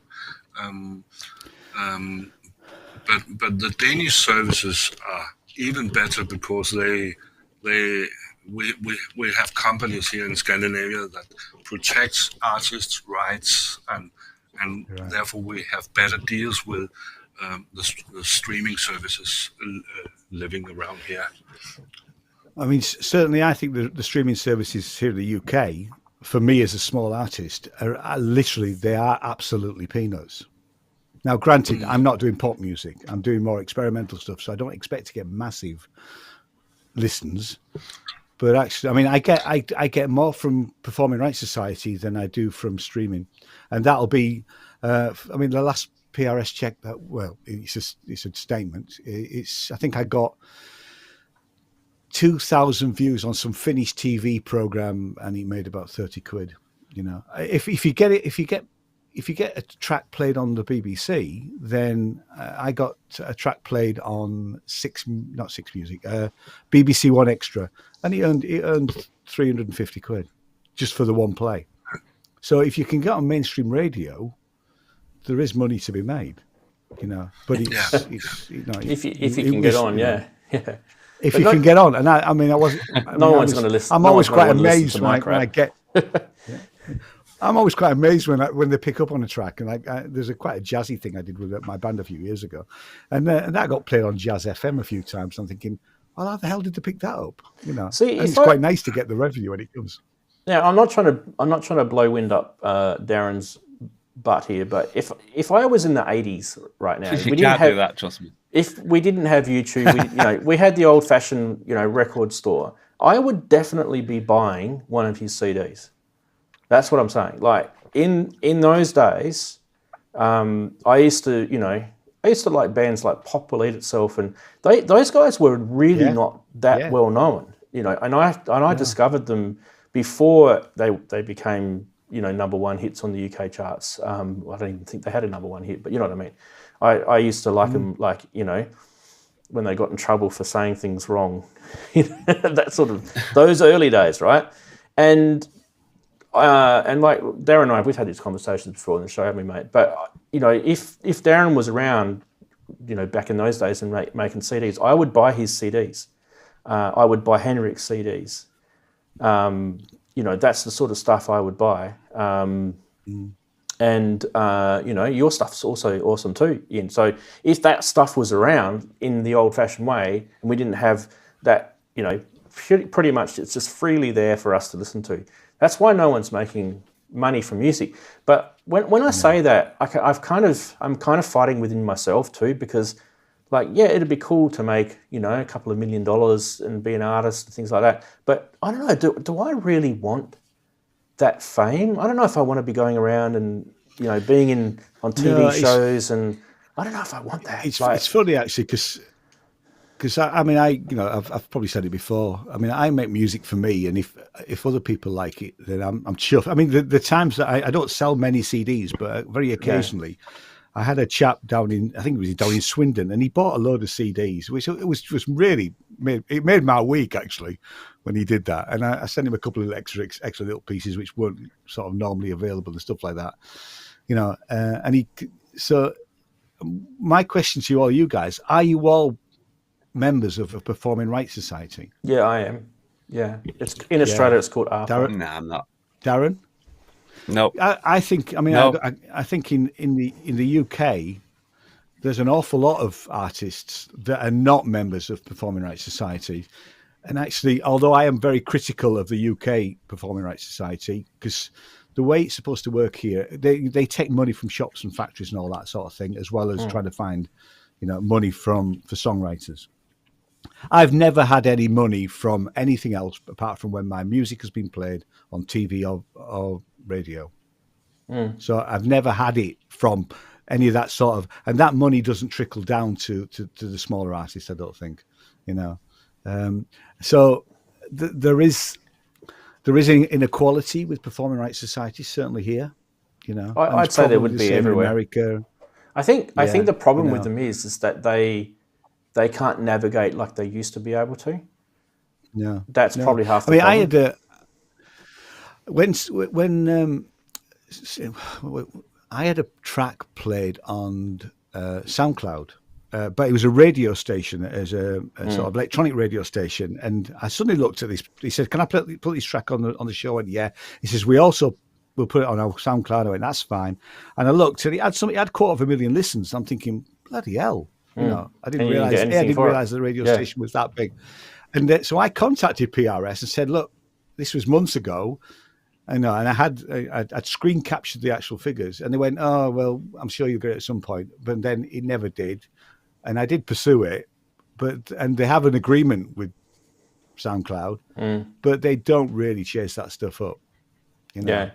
Now it might not be, but so that there certainly are musicians and artists. We're at the bottom of the food chain.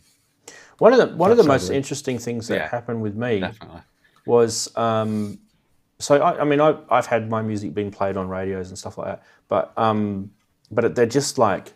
They're kind of like alternate radio. They're not like, they don't have huge, they might have a few hundred people listening to it, local cities, nothing in. But one of the most interesting things that happened to me was, so one of my tracks was played on the radio, and then they published it on their website, and then their website gets crawled by these Australian National Museum, Library, whatever you call it. It's like a trust thing. And they've got this division that likes to keep track of, their Australian musicians. And they contacted me, and they bought my entire CD catalogue, and they bought multiple copies of each, because that's their rule. They have to have more. They don't just get one. They have one that they put on display. They have one that they keep in their storage, and they have another one for something else. I don't know, digitizing or department or something. And they give you the money for they tell you how much is it, and you just tell them. And then they also give you a payment, which they determine. You don't really have any rights about that, but they just give you a payment for, they don't do anything with it. They don't play it or publish it or anything like that. It's basically now I'm going to be in a trust library forever. And you end up being put on this database as well, which is a different database to, the IDB one or whatever it is, the international one, which I'm also on. But that was kind of weird. That was a weird feeling. It was kind of like, and I spoke to someone about it, and they said, yeah. Once you've got in there, that means you actually exist now. I'm like, what? Well, yeah, exactly. Because I mean, do you think it's? Yeah, Darren. Go on in. No. Go on. Go on first. I was just going to say, don't you think it's? I mean, I don't make any money at all off YouTube or anything like that. I mean, the only little bit I get is from Bandcamp, and it's like when someone gives you something that you've put on Bandcamp, it's like that sort of like gets you going, oh, that's amazing. Someone actually likes your music. Because I think now with technology as it's gone, and the way you can make music these days, I think it's got so washed with the amount of people who can just open a computer and make some sort of music in any single genre or style that they want, that there's so much out there that nobody ever wants to buy anything anymore. They just want to listen to it for free, and it's so easy to get music for free that they've lost that, like we used to say around us, going out and buying a CD. They've lost that sort of willing to pay for music now. It's sort of something that they should just be able to get free, because there's so much of it about, and anyone can make it. They can just open your computer, there's a tune, I can have that for free. Why should I pay for anything? Yeah, I was talking about a CD, right? This is just one CD, and this just happens to be Icehouse, Australian band. You know, opening it up with the art. Look at the artwork that's in this. Do you know what I mean? And then you've got the CD obviously there, and then you've got this little sleeve thing. Sorry, there's the sleeve thing that you pull out, and there's even more stuff in that. You know, that you've got probably breaching copyright here, but there's histories. There's information about tracks, photos from way back when. This is, if you guys haven't heard of Icehouse, they were around in the 80s, basically, right?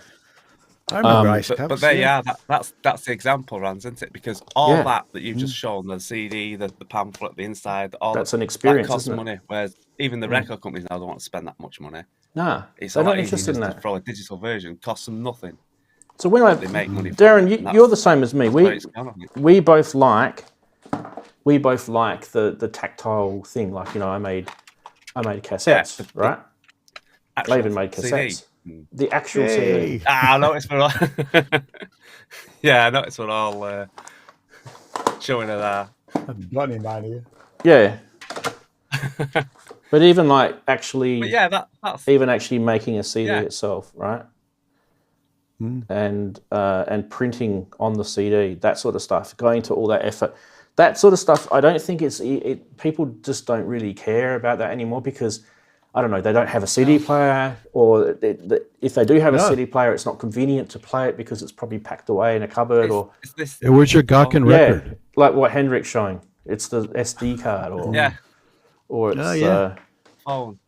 or it's this. They don't need to know. They don't even want It's to a know rare what's card on your album or your music. Yeah, it's just the actual, just the listening of it. See, what I would like is you kind of don't get that time out anymore. Does that make sense? Like, now if you're listening to music, you're kind of doing it and doing something else. You're either driving in your car, or you're sitting at your computer and you're surfing the net at the same time, or you're reading emails. Yeah, you never have time to put in a CD or. Do you know what I mean? Like in the older days, we sat down in front of our hi-fi system, and you'd never have your TV screen there or anything like that. It was a separate, that was in a different part of the house, or maybe it was in a different corner of the room or whatever. Your hi-fi system was over there where all your records were, and you'd sit there and you'd pull the sleeve out, you'd look at it, you'd chuck it on the turntable, you'd pull your CD, same thing, right? And you'd sit there and you'd have your headphones on, or you'd listen to your speak, and you'd just sit there, maybe have a cup of coffee or a tea or whatever. That was kind of time out. There was nothing else going on in your brain. But Ranz, that was the main difference then, because you had to go and get your music. Yeah. Whereas now you don't. It sort of comes to you in a way. So when you went and got your music, it was something you were going to listen to that. You've got it. You've had to go out and get this thing, so listen to it. Now it comes to you in a way.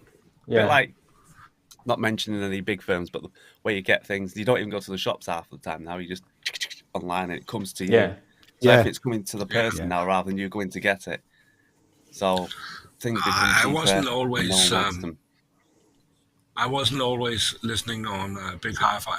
I listened to the record the first time while recording it to tape, so I could bring it along later.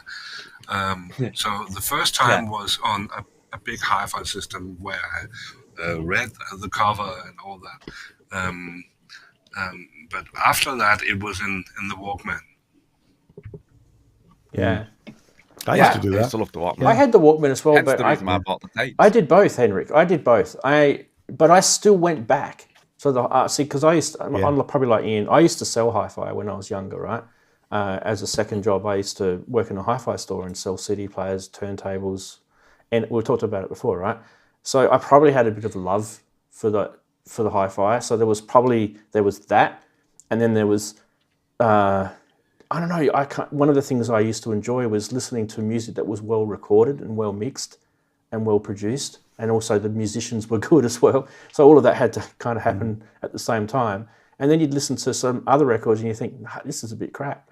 So it would sort of go to the back of the pile type thing. But that's normal. But I still would get it out and I would still look at it. And even to this day, I've got, like, for example, you know, I'll name a record that you guys would be familiar with, like Pink Floyd, Wish You Were Here. When I was a kid, because that came out in the early 70s, right? When I was a kid, I used to stare at that picture of that guy who was on fire. Yeah. And how the side of the record was actually burnt as well. I thought that was genius.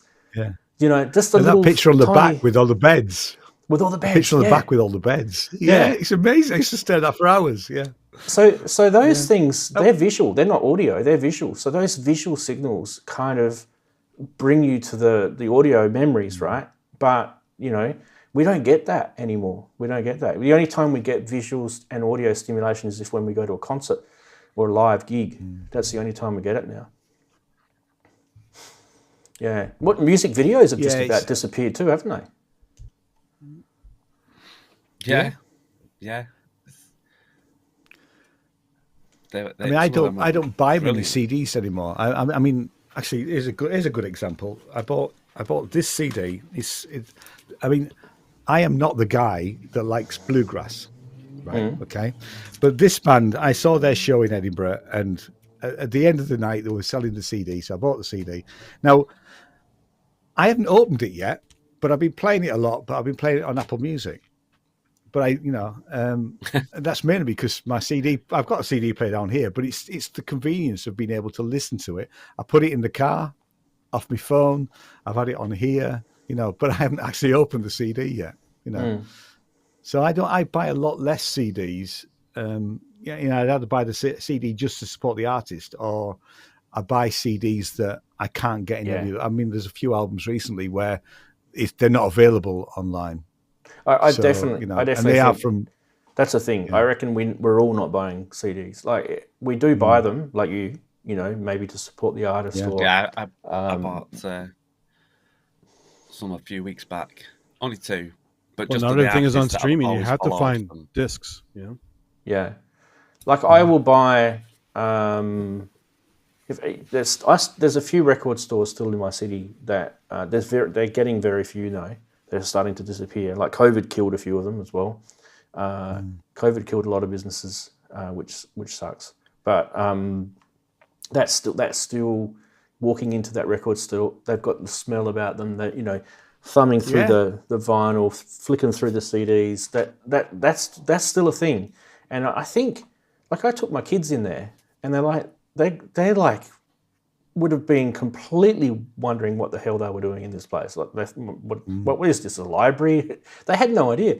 And, you know, here we are looking at vinyl and CDs and that, and they probably don't even know how to play them, right? They wouldn't have a clue. Like, if I gave it to them and said, here, go listen to this music, they'd be like, so where do I download it? Is it on Spotify? Yeah. That's it, yeah. It's funny, actually, because my 2 sons are they're in their early 30s now. And a few years ago, there's a little independent record shop in York, so it's 50 miles away, called Vinyl Eddie's. Just does vinyl, doesn't do anything else.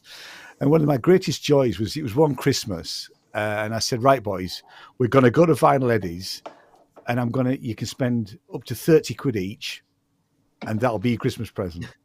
You know, and we were in, because the guy made us coffee. I'm just literally sat talking to Vinyl Eddie, and the boys were just. I mean, it wasn't a big shop, you know. Yeah, It was just an absolute joy of an afternoon. Was going into this shop, and just them picking what they wanted to play. You know, what they wanted to buy. Look at the size of it, though, Darren. Do you know what I mean? Like, there's so much art you can put on that. Yeah, it's a beauty. I know, and then you have. Yeah, it's just the actual getting the vinyl out and having that. Yeah, it's just and stacking that up. It's you miss that, but then again, times we can get music. Although it's just the fact vinyl sales are up this year in the UK for the first time ever, for the first time since the decline. That's because all the young people now have never seen it before, and it's like fascinating for them. Yeah, it is. Which is good. You know. Well, you still need physical media, because I still get Netflix DVDs because not everything streams. Mm-hmm. Right. Yeah. I still like good films with all. I like watching all the extras that they stick on the Blu-rays and things. I love the extras too, and director commentary and stuff as well. Yeah. Yeah, I bought the Peter Gabriel concert this week I watch more on DVD. Oh, he's incredible, that guy. Yeah, it's the Secret Life from. Yeah, I mean, and I've seen it. I've seen it on YouTube, but I said to Jay, we need to own this because it's not the same. These old CD-ROMs are great too, like Explorer and all that. See, I followed Peter from the early Genesis days, right, all the way through his solo career when he started doing that worldly music stuff that he did, which was really intriguing at the time. Like he started basically almost a genre of music on his own that still exists. Yeah, he did. He's incredible. He's probably one of the best musicians I've ever heard, and he came from a rock band, a prog rock band. Yeah. And then when you talk to him, he's the most humble guy you'd ever talk to too. He's he doesn't like accolades and things like that. He doesn't like that. So yeah.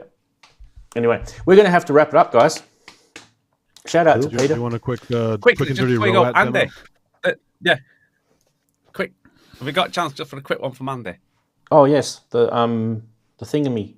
What's it called again? Yes. It's not. I just got it, so this is going to be completely off the cuff and random. So.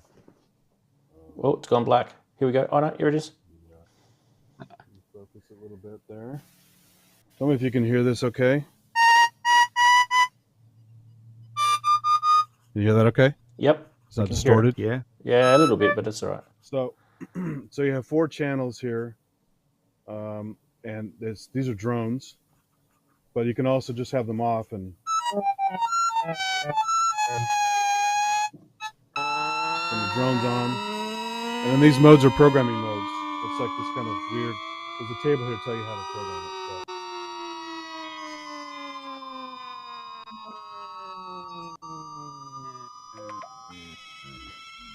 Just bathe that in some effects. It needs reverb, delay, and yeah. And there's a randomize function here.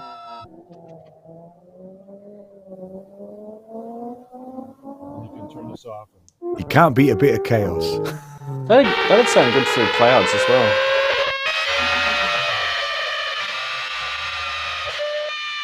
You can change the waveform.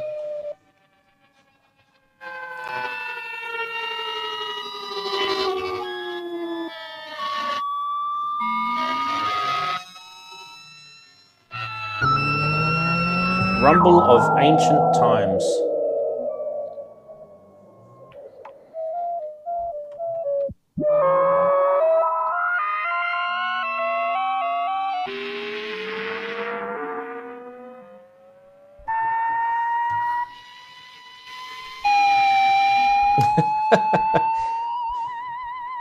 Andy, they're saying that you need to send it to Kent to fix it. Yeah, it's beautifully broken. It's nice to be able to do such sounds without even hurting a cat. Yeah.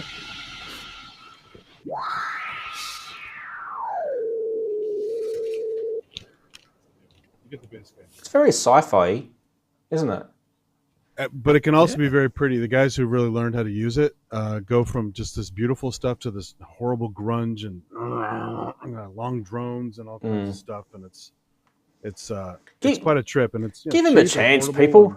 They're all whinging about it. Let him plug it into his Big Sky pedal, and it'll come beautiful then. Yeah. It'd be a lovely ambience. Part of the fun is the nastiness too, just like on a Lyra 8. Lyra 8 gets incredibly nasty and fun. Yeah, exactly. So yeah. All right, guys, we are going to have to wrap it up because nearly 3.5 hours of streaming, which is going to turn into a pumpkin soon. Very good. Awesome, everyone. Thank you to Darren and Andy and Ian and Henrik for being wonderful guests on the show, which the show wouldn't be as good as it was without you guys. So much appreciate you coming on and giving your time. And just remember, everyone, when you're doing thumbs up or thumbs down on these live streams, it is very much a thumbs up for the guests as well as the show itself. So do give them a thumbs up, because they like to see, you know, how it's going. And like I said, I wouldn't be doing the show if I didn't have guests. I really enjoyed that part of it. It makes my Saturday. So awesome. Thank you very much. Thank you to the chatties who have been very patient and hanging around and probably just checking in, checking out, checking in for 3.5 hours. I do like your loyalty, everyone. It's awesome. Brilliant having you, and it's nice to see some people coming back, like Axel Soft Music. I haven't seen you for ages, mate. Nice to have you back. And lots of people there. Thanks for Popes for being the moderator today. He's awesome. Good old Chob. And we're going to say goodbye. Anyone want a tiny quick word, or are we going to say goodbye? Quick word? No? Yes. Don't forget Darren's video track. tomorrow, because I've not mentioned the video before. Yes, it's a beautiful ambient sort of chill out. Nice one. 4 o'clock British time tomorrow. Check out Darren's channel tomorrow. Right. If you want some science nerdy stuff, I've been putting some more micro attic streams up. So live streams. Both Andy and Darren's channel details, and also Ian's and also Henrik's, are also linked in the description below. If they're not, they will be. Blog article, don't forget. Bye bye, everyone. Have an awesome day. Bye. See you later. Ta-da. Bye. Have a good time.